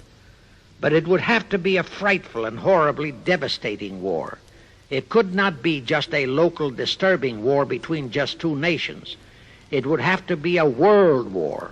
No major nation must be left untouched by the horrors and devastation of such a war. The cry for peace must be made universal. Actually, that was the format set by the Illuminati and Nathan Rothschild at the turn of the 19th century. They first maneuvered all of Europe into the Napoleonic Wars. Then the Congress in Vienna, which they, and particularly Rothschild, planned to transform into a League of Nations, which was to have been the housing for their one-world government, exactly as the present United Nations was set up to be the housing for the forthcoming, God forbid, one-world government.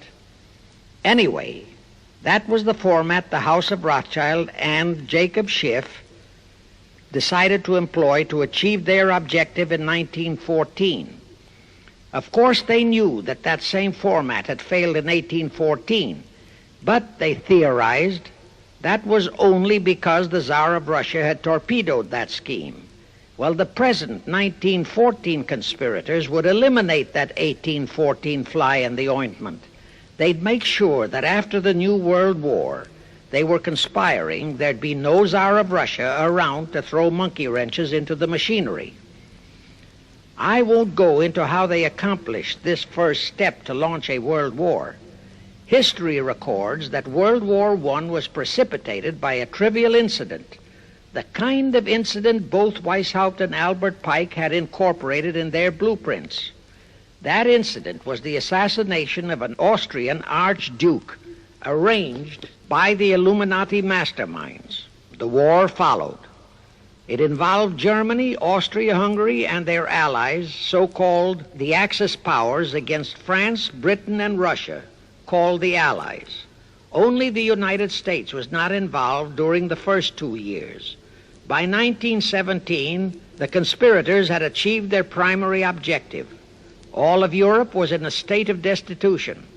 All the peoples were war-weary and crying for peace.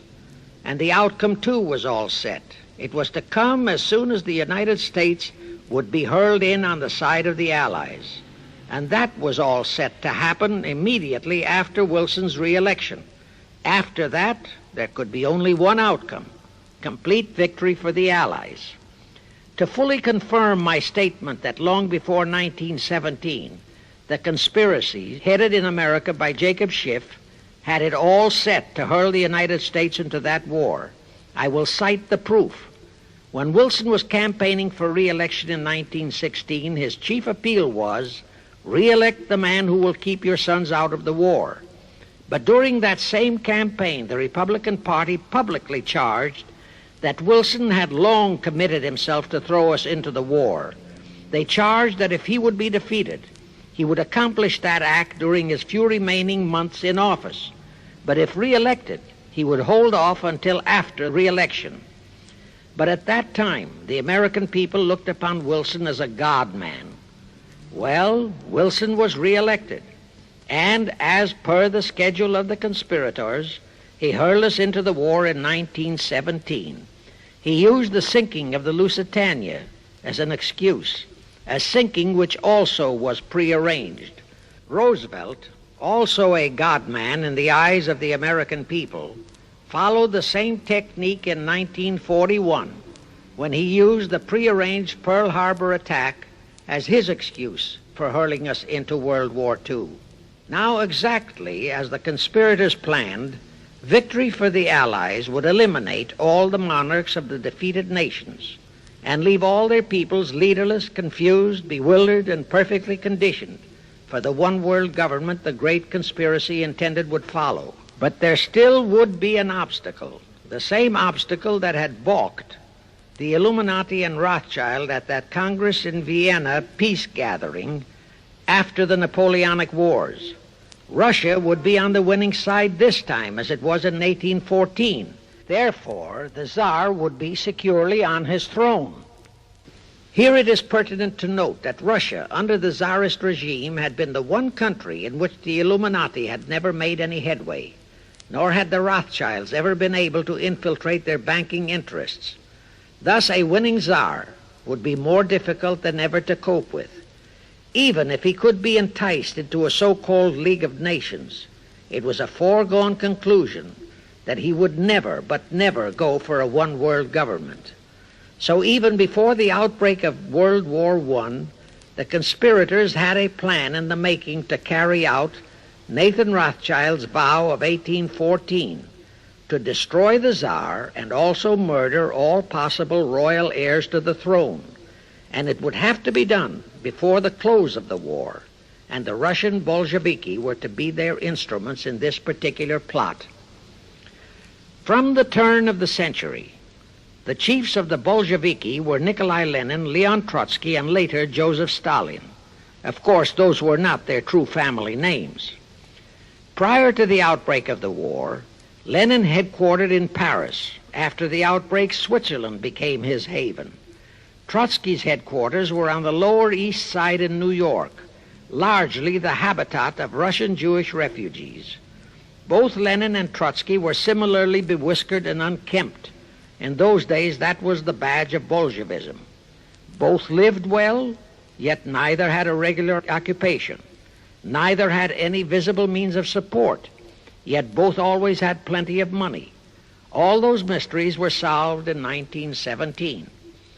Right from the outset of the war, strange and mysterious goings-on were taking place in New York. Night after night, Trotsky darted furtively in and out of Jacob Schiff's palatial mansion. And in the dead of those same nights, there were gatherings of hoodlums of New York's Lower East Side, all of them Russian refugees, at Trotsky's headquarters, and all were going through some mysterious sort of training process. But it was all shrouded in mystery. Nobody talked, although it did leak out that Schiff was financing all of Trotsky's activities. Then suddenly Trotsky vanished. So did approximately 300 of his trained hoodlums. Actually, they were on the high seas in a Schiff-chartered ship bound for a rendezvous with Lenin and his gang in Switzerland. And on that ship was $20 million in gold, the $20 million Schiff provided to finance the Bolsheviki takeover of Russia. In anticipation of Trotsky's arrival, Lenin prepared to throw a party in his Switzerland hideaway. Men of the very highest places in the world were to be guests at that party. Among them were the mysterious Colonel Edward Mandell House, Woodrow Wilson's mentor and palsy-walsy, and more important, Schiff's special and confidential messenger. Another of the expectant guests was Warburg of the Warburg banking clan in Germany, who were financing the Kaiser, and whom the Kaiser had rewarded by making him chief of the secret police of Germany. In addition, there were the Rothschilds of London and Paris, also Litvinov, Kaganovich, Stalin, who was then head of a train and bank-robbing gang of bandits. He was known as the Jesse James of the Urals. And here I must remind that England and France were then long in war with Germany, and that on February 3, 1917, Wilson had broken off all diplomatic relations with Germany. Therefore, Warburg, Colonel House, the Rothschild, and all those others were enemies. But of course, Switzerland was neutral ground where enemies could meet and be friends, especially if they had some scheme in common. That Lenin party was very nearly wrecked by an unforeseen incident. The Schiff-chartered ship on its way to Switzerland was intercepted and taken into custody by a British warship. But Schiff quickly rushed orders to Wilson to order the British to release the ship intact with the Trotsky hoodlums and the gold. Wilson obeyed. He warned the British that if they refused to release the ship, the United States would not enter the war in April as he had faithfully promised a year earlier. The British heeded the warning. Trotsky arrived in Switzerland, and the Lenin party went off as scheduled. But they still faced what ordinarily would have been the insurmountable obstacle of getting the Lenin-Trotsky band of terrorists across the border into Russia. Well, that's where Brother Warburg, chief of the German secret police, came in. He loaded all those thugs into sealed freight cars and made all the necessary arrangement for their secret entry into Russia. The rest is history.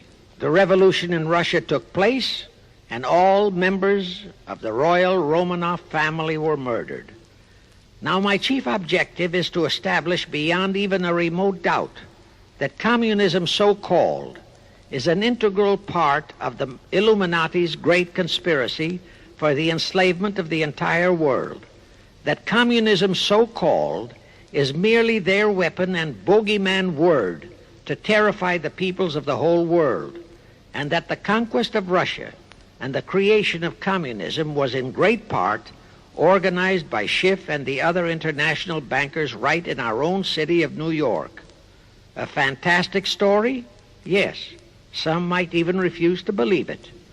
Well, for the benefit of any doubting Thomas, I will prove it by reminding that just a few years ago, Charlie Knickerbocker, a Hearst newspaper columnist, published an interview with John Schiff, grandson of Jacob, in which young Schiff confirmed the entire story and named the figure old Jacob contributed, $20 million. If anybody still has even a remote doubt that the entire menace of communism was created by the masterminds of the great conspiracy right in our own city of New York, I will cite the following historical fact. All records show that when Lenin and Trotsky engineered the capture of Russia, they operated as heads of the Bolsheviki party. Now, Bolshevism is a purely Russian word. The masterminds realized that Bolshevism could never be sold as an ideology to any but the Russian people. So in April 1918, Jacob Schiff dispatched Colonel House to Moscow with orders to Lenin, Trotsky, and Stalin to change the name of their regime to the Communist Party and to adopt the Karl Marx Manifesto as the constitution of the Communist Party. Lenin, Trotsky, and Stalin obeyed. And that year of 1918 was when the Communist Party and the menace of communism came into being. All this is confirmed in Webster's Collegiate Dictionary, 5th edition. In short, communism was created by the capitalists. Thus, until November 11, 1918, the entire fiendish plan of the conspirators worked perfectly. All the great nations, including the United States, were war-weary, devastated, mourning their dead. Peace was the great universal desire. Thus, when it was proposed by Wilson to set up a League of Nations to ensure peace, all the great nations, with no Russian Tsar to stand in their way, jumped on that bandwagon without even stopping to read the fine print in that insurance policy. That is, all but one, the United States, the very one that Schiff and his co-conspirators least expected would balk. And that was their one fatal mistake in that early plot. You see, when Schiff planted Woodrow Wilson in the White House, the conspirators assumed that they had the United States in the proverbial bag. Wilson had been perfectly built up as a great humanitarian. He supposedly became established as a God-man with the American people. There was every reason for the conspirators to have believed that he would easily hornswoggle Congress into buying the League of Nations sight unseen, exactly as the Congress of 1945 bought the United Nations sight unseen.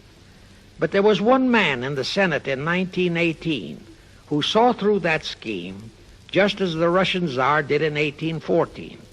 He was a man of great political stature, almost as great as that of Teddy Roosevelt, and fully as astute. He was highly respected and trusted by all members of both houses of Congress and by the American people. The name of that great and patriotic American was Henry Cabot Lodge, not the phony of today who called himself Henry Cabot Lodge Jr. until he was exposed. Lodge completely unmasked Wilson and kept the United States out of the League of Nations. Here it becomes of great interest to know the real reason for the Wilson League of Nations flop. As I previously stated, Schiff was sent to the United States to carry out 4 specific assignments. Number 1 and most important was to acquire complete control of the U.S. money system. Number 2, as outlined in the original Weishaupt Illuminati blueprint, he was to find the right kind of men to serve as stooges for the great conspiracy and promote them into the highest offices in our federal government, our Congress, our U.S. Supreme Court, and all federal agencies, such as the State Department, the Pentagon, the Treasury Department, etc. Number 3, destroy the unity of the American people by creating minority group strife throughout the nation, especially between the whites and blacks as outlined in Israel Cohen's book. Number 4, create a movement to destroy religion in the United States, with Christianity to be the chief target or victim. In addition, he was strongly reminded of the imperative directive in the Illuminati blueprint to achieve full control of all mass communications media, to be used to brainwash the people into believing and accepting all of the maneuverings of the great conspiracy. Schiff was warned that only control of the press, at that time our only mass communications media, would enable him to destroy the unity of the American people. Now then, Schiff and his co-conspirators did set up the NAACP, the National Association for the Advancement of the Colored People, in 1909. And in 1913, he set up the Anti-Defamation League of the B'nai B'rith. Both were to create the necessary strife. But in the early years, the ADL operated very timidly, perhaps for fear of a pogrom-like action by an aroused and enraged American people.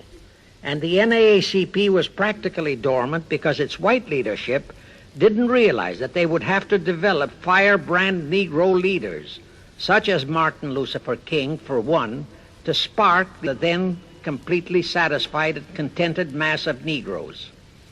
In addition, he, Schiff, was busy developing and infiltrating the stooges to serve in all high places in our Washington government and in the job of acquiring control of our money system and the creation of the 16th Amendment. He also was very busy with the organizing of the plot for the takeover of Russia.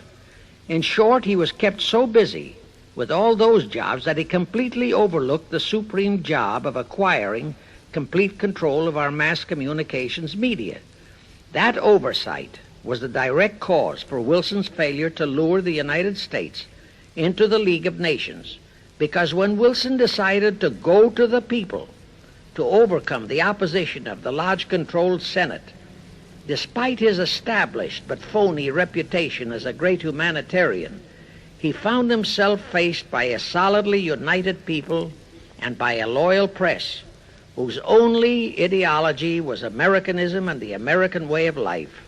At that time, due to the ineptness and ineffectiveness of both the ADL and the NAACP, there were no organized minority groups, no Negro problems, no so-called anti-Semitic problem to sway the people's thinking. There were no lefts, there were no rights, no prejudices for crafty exploitations. Thus, Wilson's League of Nations appeals fell on deaf ears. That was the end of Woodrow Wilson, the conspirator's great humanitarian. He quickly abandoned his crusade and returned to Washington, where he shortly died an imbecile brought on by syphilis. And that was the end of the League of Nations as a corridor into one world government. Of course, that debacle was a terrible disappointment to the masterminds of the Illuminati conspiracy. But they were not discouraged. As I have previously stressed, this enemy never quits. They simply decided to reorganize and try from scratch again. By this time, Schiff was very old and slow. He knew it. He knew that the conspiracy needed a new, younger, and more active generalship. So on his orders, Colonel House and Bernard Baruch organized and set up what they called the Council on Foreign Relations, the new name under which the Illuminati would continue to function in the United States. The hierarchy, officers and directors of the CFR, is composed principally of descendants of the original Illuminati, many of whom had abandoned their old family names and acquired new Americanized names. For one example, we have Dillon, who was Secretary of Treasury of the United States, whose original name was Lepowski. Another example is Paley, head of the CBS TV channel, whose true name is Polinsky. The membership of the CFR is approximately 1,000 in number and contains the heads of virtually every industrial empire in America, such as Blau, president of the U.S. Steel Corporation, Rockefeller, king of the oil industry, Henry Ford II, and so on. And, of course, all the international bankers, also the heads of the tax-free foundations, are officers and or active CFR members.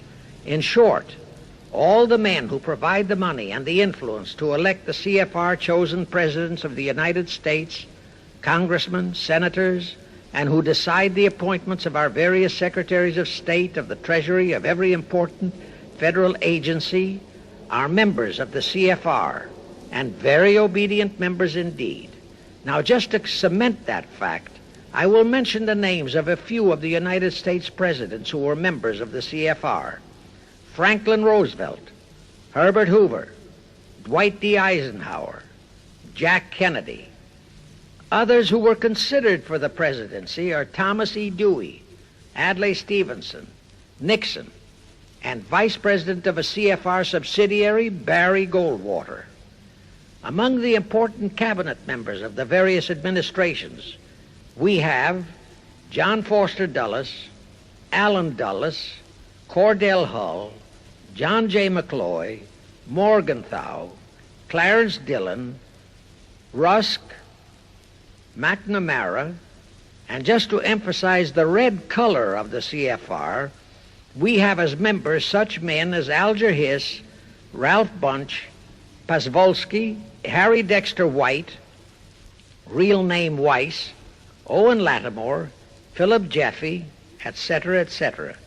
Simultaneously, they were flooding thousands of homosexuals and other blackmailable characters into all the federal agencies from the White House down.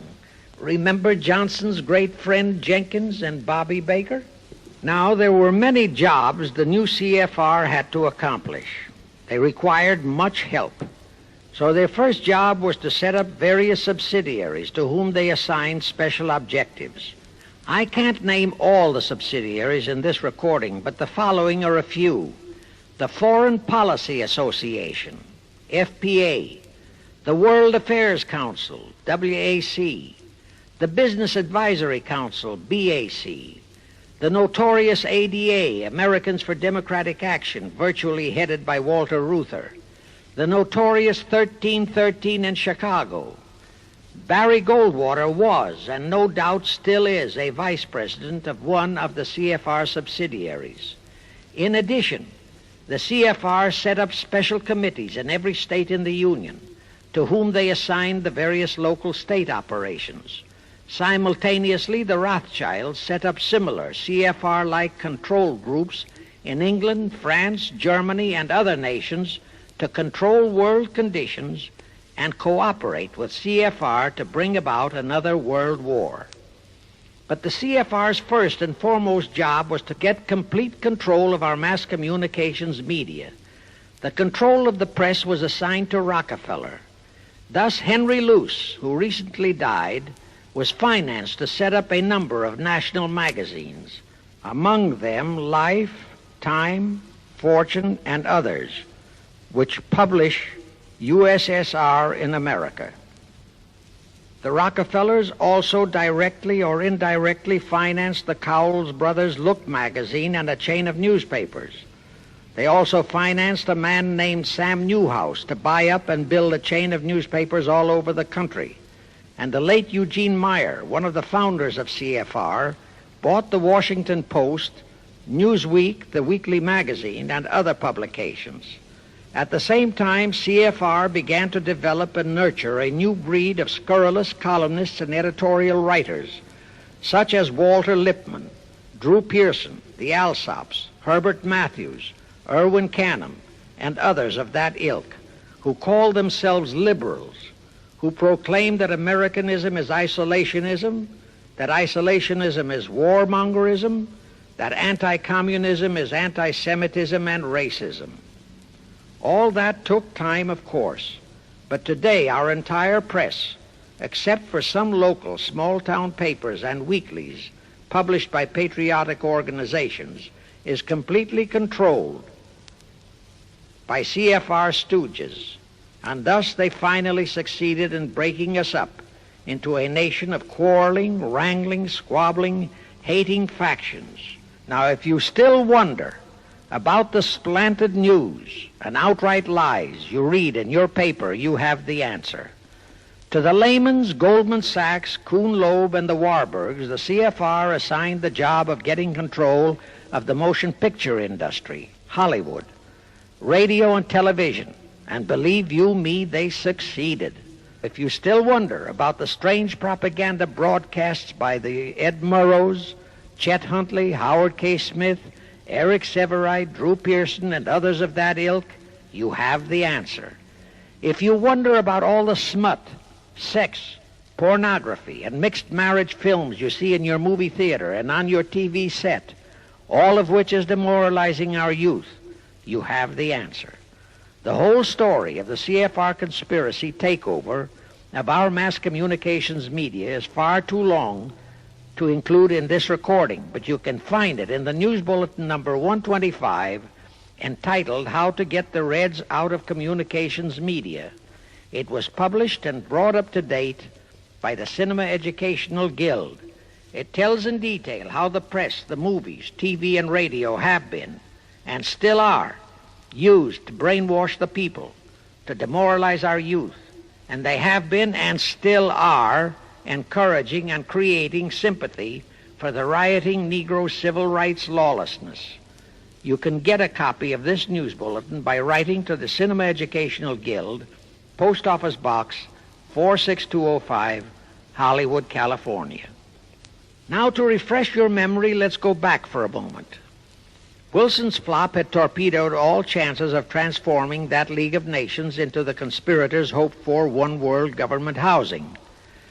So the Jacob Schiff plot had to be done all over again, and they organized the CFR to do it.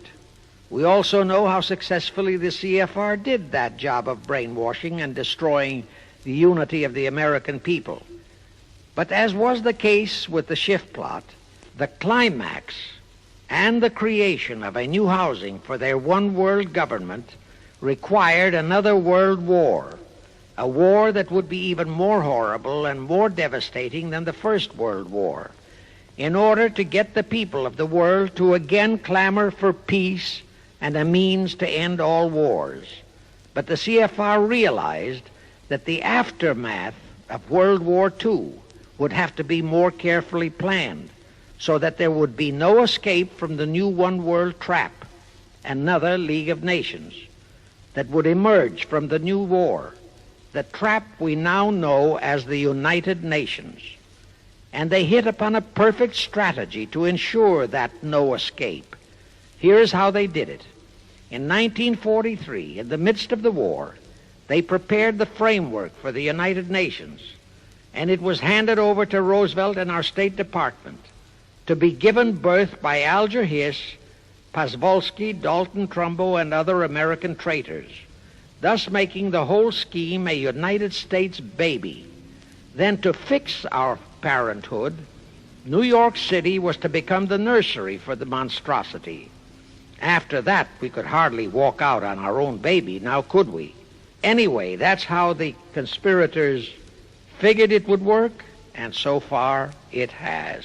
And the liberal Rockefeller donated the land for the United Nations building.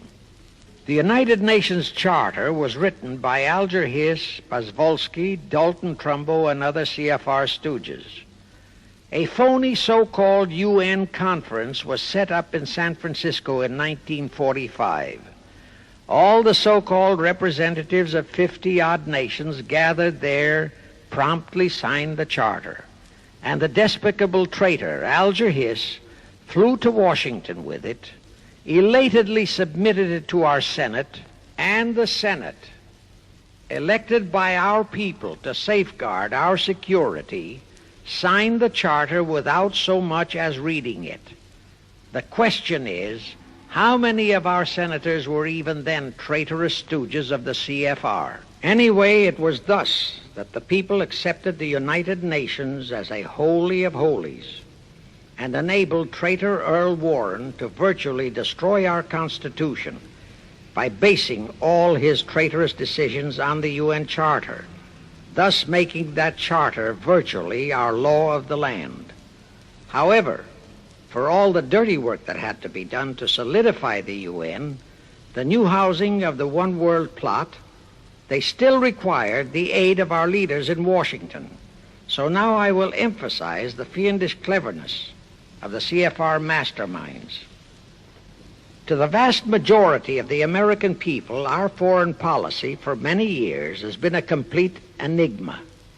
Most of us simply can't understand why this great nation is seemingly floundering so helplessly in the art of diplomacy. We can't understand why our leaders are seemingly so confused and bewildered in all their dealings with Moscow, France, and other nations, and with the UN. We always hear them proclaiming that in view of our overwhelming economic and military superiority, we must always lead from strength. Yet at all the summit meetings and conferences, they cringe and stammer and stutter, and so to speak, come out with their tails between their hind legs. We can't understand the foreign aid to Tito, an avowed enemy, to Poland, an avowed enemy, to all the avowed communist nations. We can't understand why the expenditure of hundreds of billions of dollars has failed to slow down, let alone stop, the march of communism.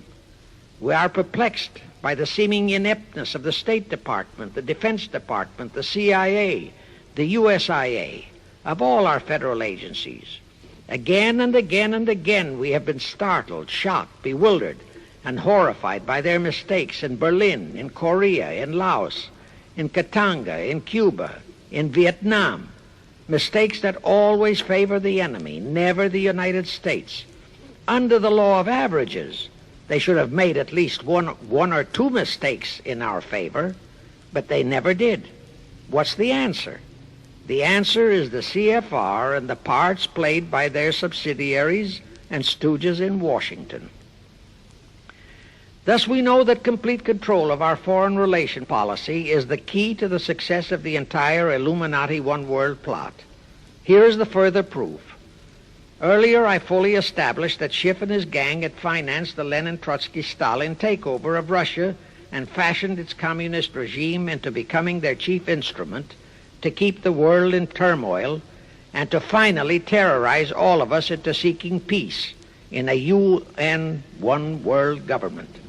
But the conspirators knew that the Moscow gang could not become such an instrument until and unless the whole world would accept the communist regime as the legitimate, de jure government of Russia. Only one thing could accomplish that: recognition by the United States.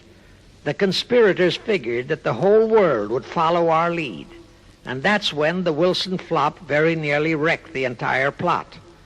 Throughout the following 3 Republican administrations, the CFR pulled every trick in their bag to induce Harding, Coolidge, and Hoover to grant that recognition, but all 3 refused. As a result, in the late 1920s, the Stalin regime was in dire straits. Despite all purges and secret police controls, the Russian people were growing more and more restive.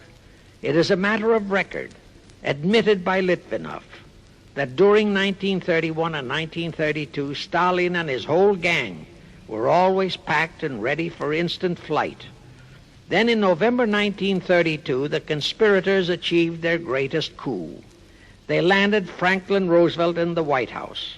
Crafty, unscrupulous, utterly without conscience, that charlatan traitor turned the trick for them. Without even asking consent of Congress, he unlawfully proclaimed recognition for the Stalin regime. That did it. And exactly as the conspirators figured, the whole world did follow our lead. Automatically, that squelched the previously growing resistance movement of the Russian people. That automatically launched the greatest menace the civilized world has ever known. The rest is too well known to need repeating. We know how Roosevelt and his traitorous State Department kept building up the communist menace right here in our own country, and thus throughout the world. We know how he perpetrated that Pearl Harbor atrocity for his excuse to hurl us into World War II. We know all about his secret meetings with Stalin at Yalta and how he, with Eisenhower's help, delivered the Balkans and Berlin to Moscow. And last, but by no means least, we know that 20th century Benedict Arnold not only dragged us into that new corridor, the United Nations, into one world government, but actually schemed all the arrangements to plant it within our country. In short, the day that Roosevelt entered the White House, the CFR conspirators regained full control of our foreign relations machinery and firmly established the United Nations as the housing for the Illuminati one world government. I wish to stress one other very vital point. That Wilson League of Nations flop brought Schiff and his gang to the realization that control of just the Democratic Party was not enough. True, they could create a crisis during the Republican administration, as they did in 1929 with their Federal Reserve manufactured crash and depression, which would bring another Democrat stooge back into the White House. But they realized that a 4-year disruption in their control of our foreign relation policies could play havoc with the progress of their conspiracy. It could even break up their entire strategy, as it almost did before Roosevelt saved it with his recognition of the Stalin regime. Thereupon, after that Wilson debacle, they began to formulate plans to achieve control of both of our national parties. But that posed a problem for them. Manpower. Stooges in the Republican Party also added manpower for the Democratic Party, because control of just the man in the White House would not be enough. They'd have to provide that man with trained stooges for his entire cabinet, men to head the State Department, the Treasury Department, the Pentagon, the CIA, the USIA, etc. In short, every member of the various cabinets would have to be a chosen tool of the CFR, such as Rusk and McNamara, also all undersecretaries and assistant secretaries. That would give the conspirators absolute control of all our policies, both domestic and, most important, foreign. That course of action would require a reserve pool of trained stooges, instantaneously ready for administrative changes and for all other exigencies. All such stooges would of necessity have to be men of national reputation, high in the esteem of the people, but they would have to be men without honor, without scruple, without conscience, men who would be vulnerable to blackmail. It is needless for me to stress how well the CFR succeeded. The immortal Joe McCarthy fully revealed that there are thousands of such security risks in all federal agencies. Scott McCloud unmasked thousands more, and you know the price Otepka has had to pay and is still paying for his expositions before a Senate committee of the traitors in the State Department. And you know that the men in the State Department who delivered Cuba to Castro have not only been shielded, but promoted. To the crux of the whole one-world government plot and the maneuvering necessary to create another League of Nations to house such a government. As I have already stated, the conspirators knew that only another world war was vital for the success of their plot. It would have to be such a horrifying world war that the peoples of the world would cry out for the creation of some kind of a world organization that could assure everlasting peace. But how could such a war be brought about? All the European nations were at peace. None had any quarrels with their neighboring nations. And certainly their tools in Moscow wouldn't dare to start a war. Even Stalin realized that it would mean the overthrow of his regime unless so-called patriotism would weld the Russian people behind him. But the conspirators had to have a war. They had to find or create some kind of an incident to launch it. And they found it in a little inconspicuous and repulsive little man who called himself Adolf Hitler.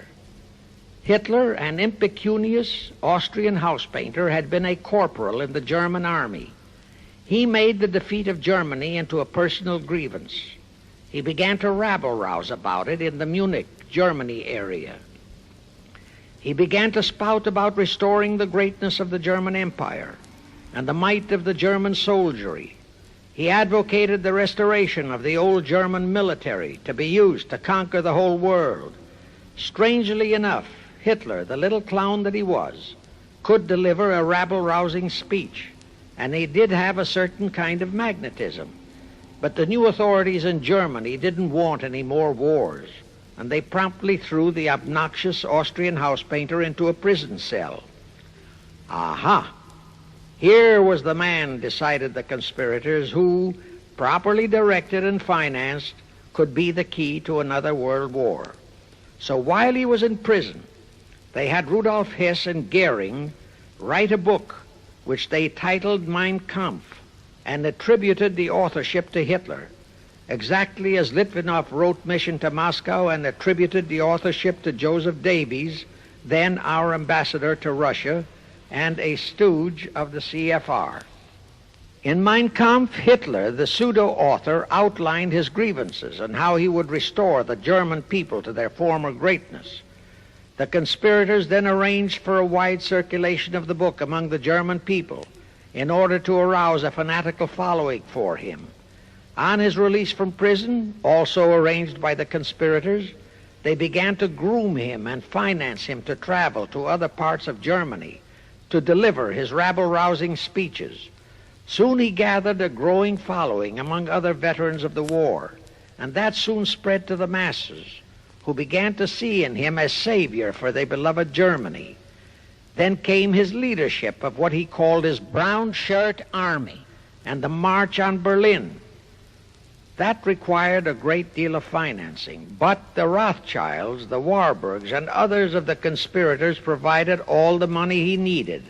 Gradually, Hitler became the idol of the German people, and then they overthrew the von Hindenburg government, and Hitler became the new Führer.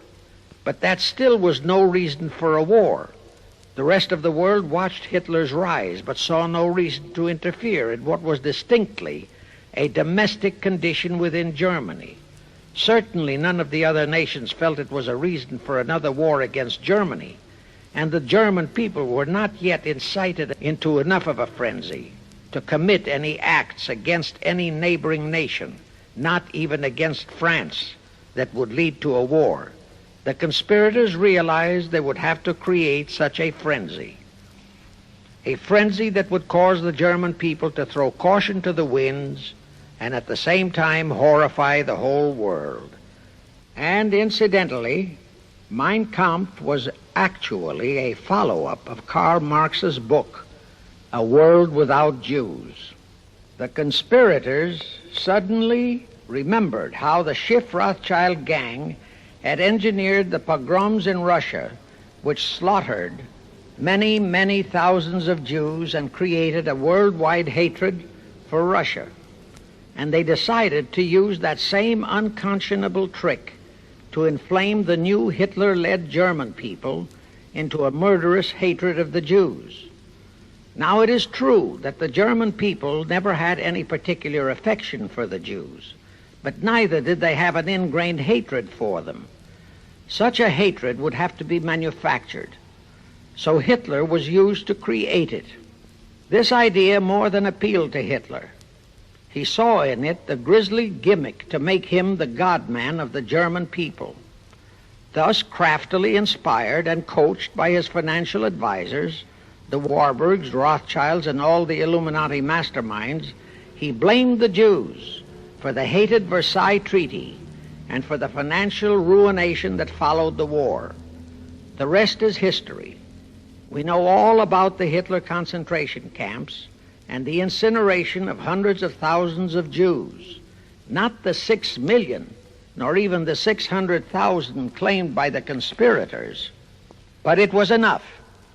And here let me reiterate how little the internationalist bankers, the Rothschilds, Schiffs, Lehmans, Warburgs, Baruchs, care about their racial brethren who were the victims of their nefarious schemes. In their eyes, the slaughter of the several 100,000 innocent Jews by Hitler didn't bother them at all. They considered it a necessary sacrifice to further their Illuminati one-world plot, just as the slaughter of the many millions in the wars that followed was a similar necessary sacrifice. And here is another grisly detail about those concentration camps. Many of the Hitler soldier executioners in those camps had previously been sent to Russia to acquire their arts of torture and brutalization so as to emphasize the horrors of the atrocities. All this created a new worldwide hatred for the German people, but it still did not provide a cause for war. Thereupon Hitler was incited to demand the Sudetenland. You remember how Chamberlain and the then diplomats of Czechoslovakia and France surrendered to that demand. That led to further Hitlerian demands for territories in Poland and in the French Saar territories. Those demands were rejected. Then came his pact with Stalin. Hitler had been screaming hatred against communism. Oh, how he ranted against communism. But actually, Nazism was nothing but socialism, and communism is, in fact, socialism. But Hitler disregarded all that. He entered into a pact with Stalin to attack and divide Poland between them. While Stalin marched into one part of Poland, for which he was never blamed, the Illuminati mastermind saw to that. Hitler launched a blitzkrieg on Poland from his side. The conspirators finally had their new world war, and what a horrible war it was. And in 1945, the conspirators finally achieved the United Nations, their new housing for their one world government. And truly amazing, all of the American people hailed this foul outfit as a holy of holies. Even after all the true facts about how the UN was created were revealed, the American people continued to worship that evil outfit. Even after Alger Hiss was unmasked as a Soviet spy and traitor, the American people continued to believe in the UN. Even after I had publicly revealed the secret agreement between Hiss and Molotov that a Russian would always be the head of the military secretariat, and by that token, the real master of the UN, most of the American people continued to believe that the UN could do no wrong. Even after Trygve Lie, the first Secretary General of the UN, confirmed that Hiss-Molotov secret agreement in his book For the Cause of Peace, the vast majority of our people refused to lose faith in the UN.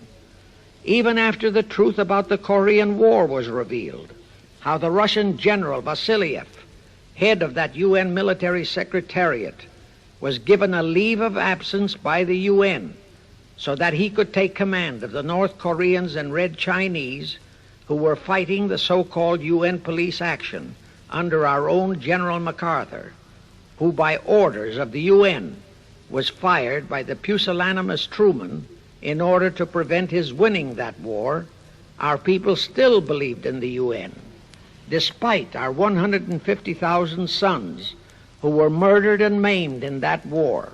The people continued to regard the UN as a sure means for peace. Even after it was revealed in 1951 that the UN, using our own American soldiers under UN command and the UN flag, in collusion with our traitorous State Department and the Pentagon, had been invading many small cities in California and Texas in order to perfect their plan for the complete takeover of our country, most of our people brushed it off and continued their belief that the UN is a holy of holies. Do you know that the UN Charter was written by traitor Alger Hiss, Molotov, and Wyszynski? That Hiss and Molotov had made that secret agreement that the military chief of the UN was always to be a Russian appointed by Moscow? Do you know that at their secret meetings at Yalta, Roosevelt and Stalin, at the behest of the Illuminati operating as the CFR, decided that the UN must be placed on American soil? Do you know that most of the UN Charter was copied intact, word for word, from the Marx Manifesto and Russia's so-called Constitution?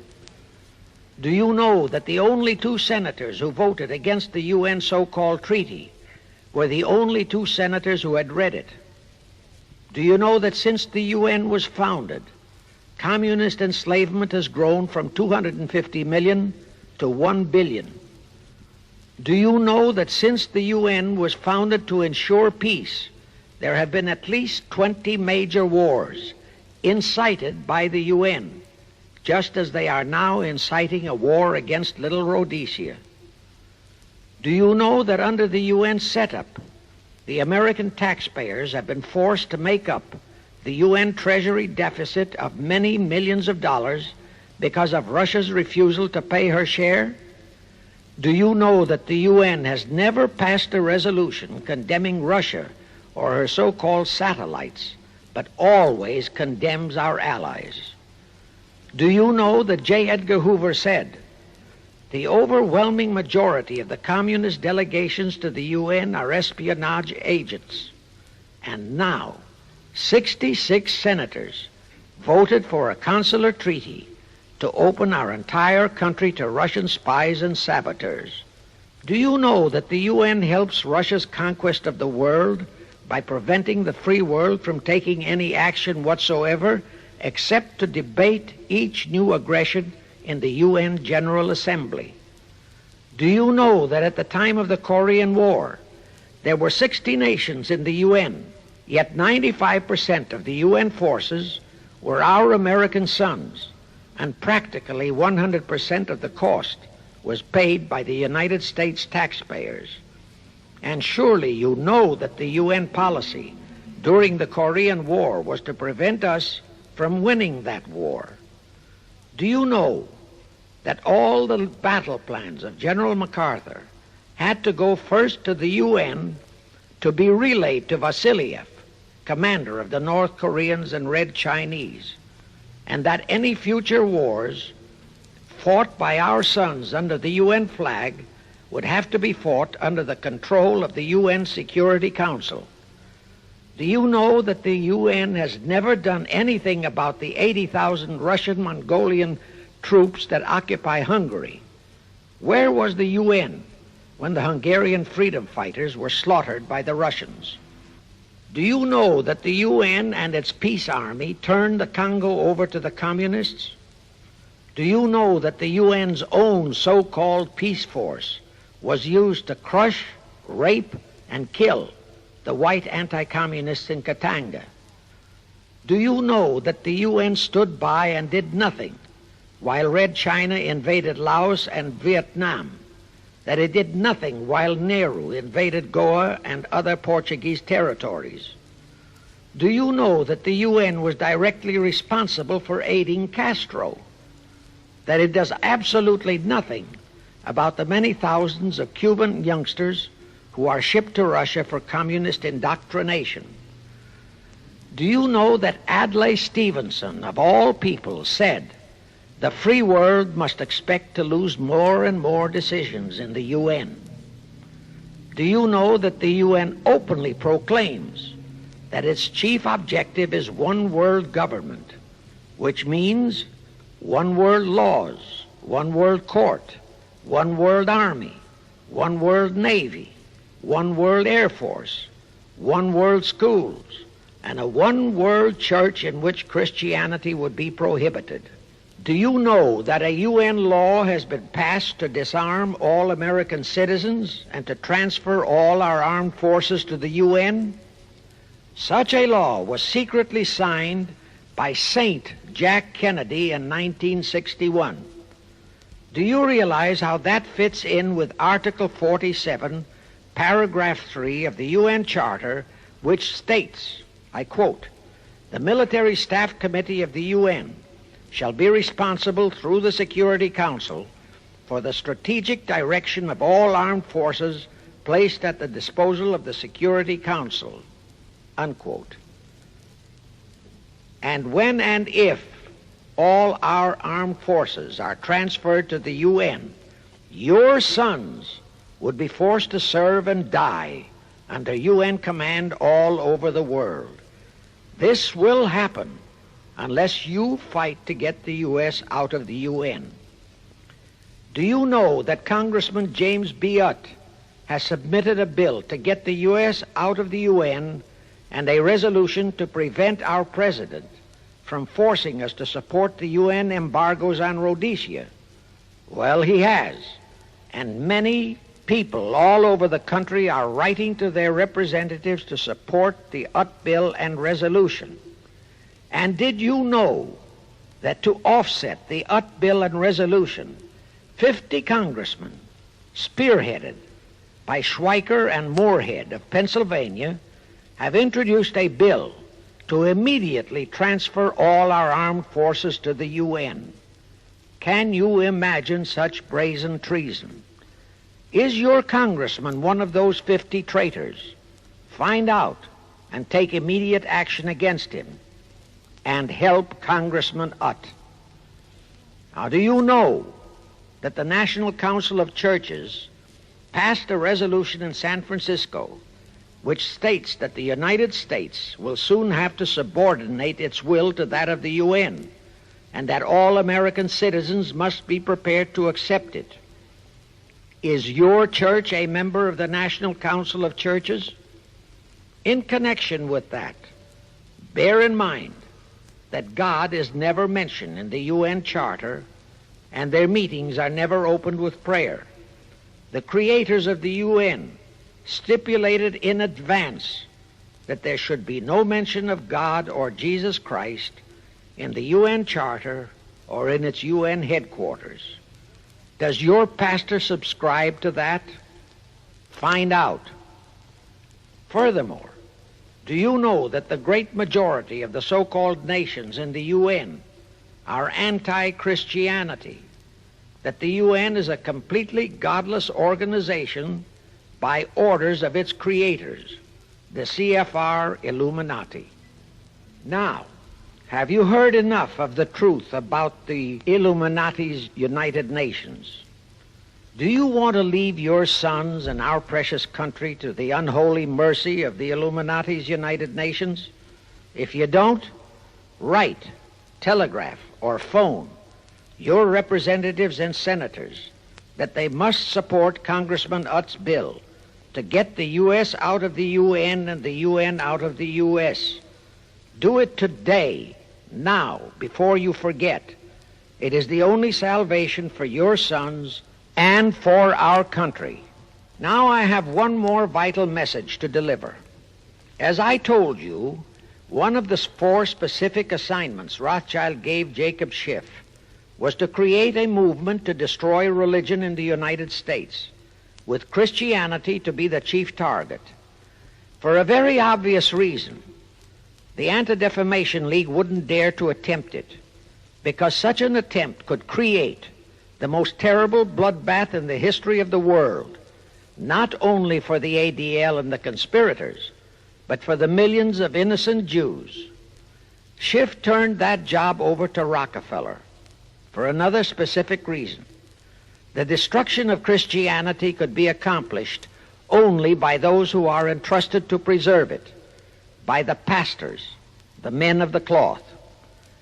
As a starter, John D. Rockefeller picked up a young so-called Christian minister by the name of Dr. Harry F. Ward, Reverend Ward, if you please. At that time, he was teaching religion at the Union Theological Seminary. Rockefeller found a very willing Judas in this reverend. Thereupon, in 1907, he financed him to set up the Methodist Foundation of Social Service. And Ward's job was to teach bright young men to become so-called ministers of Christ and to place them as pastors of churches. While teaching them to become ministers, the Reverend Ward also taught them how to very subtly and craftily preach to their congregations that the entire story of Christ is a myth, to cast doubts on the divinity of Christ, to cast doubts about the Virgin Mary. In short, to cast doubts on Christianity as a whole. It was not to be a direct attack, but much of it by crafty insinuation that was to be applied in particular to the youth in the Sunday schools. Remember Lenin's statement, "Give me just one generation of youth and I'll transform the whole world." Then, in 1908, the Methodist Foundation of Social Service, which incidentally was America's first Communist Front organization, changed its name to the Federal Council of Churches. By 1950, the Federal Council of Churches was becoming very suspect. So in 1950, they changed the name to the National Council of Churches. Do I have to tell you more about how this National Council of Churches is deliberately destroying faith in Christianity? I don't think so. But this I will tell you. If you are a member of any congregation whose pastor and church are members of this Judas organization, your contributions are helping the Illuminati's plot to destroy religion and your faith in God and Jesus Christ. Thus you are deliberately delivering your children to be indoctrinated with disbelief in God and church, and which can easily transform them into atheists. Find out immediately if your church is a member of the National Council of Churches, and for the love of God and your children, if it is, withdraw from it at once. However, let me warn you, that same destroy religion process has been infiltrated into other denominations. If you have seen the Negro March on Selma and other such demonstrations, you have seen how the Negro mobs are led and encouraged by ministers and even Catholic priests and nuns who march along with them. As a matter of fact, the Mormon Church is about the only one I know of that is clean of that kind of Judas infiltration. But of course, There are many individual churches and pastors who are honest and sincere. Find one such for yourself and for your children. Incidentally, this same Reverend Harry F. Ward was also one of the founders of the American Civil Liberties Union, a notorious pro-communist organization. He was the actual head of it from 1920 to 1940. He also was a co-founder of the American League Against War and Fascism, which, under Browder, became the Communist Party of the United States. In short, Ward's entire background reeked of communism, and he was identified as a member of the Communist Party. He died a vicious traitor to both his church and country, and this was the man old John D. Rockefeller picked and financed to destroy America's Christian religion, in accordance with the orders given to Schiff by the Rothschilds. In conclusion, I have this to say. You probably are familiar with the story of how one Dr. Frankenstein created a monster to do his will of destroying his chosen victims, but how instead, in the end, that monster turned on his own creator, Frankenstein, and destroyed him. Well, the Illuminati, CFR, has created a monster called the United Nations, who, supported by their minority groups, rioting Negroes, the traitorous mass communications media, and the traitors in Washington, was created to destroy the American people. Well, we know all about that many-headed Hydra monster. We know the names of those who created that monster. We know all their names. And I predict that one fine day the American people will come fully awake and cause that very monster to destroy its creator. True, the majority of our people are still being brainwashed, deceived, and deluded by our traitorous press, TV, and radio, and by our traitors in Washington. But surely, by now, enough is known about the UN to stamp that outfit as a deadly, poisonous rattlesnake in our midst. My only wonder is what it will take to awaken and arouse our people to the full truth. Perhaps this record will do it. 100,000 or 1,000,000 copies of this record can do it. I pray to God it will, and I pray to Him to inspire you, all of you, to spread this story via this record to all loyal Americans in your community. You can do it by playing it to study groups assembled in your homes, at meetings of the American Legion, the VFW, the DAR, all other civic groups and women's clubs, especially the women's clubs who have their sons' lives at stake. With this record, I have provided you with the weapon that will destroy the monster. For the love of God, of our country, and of your children, use it. Get a copy of it into every American home.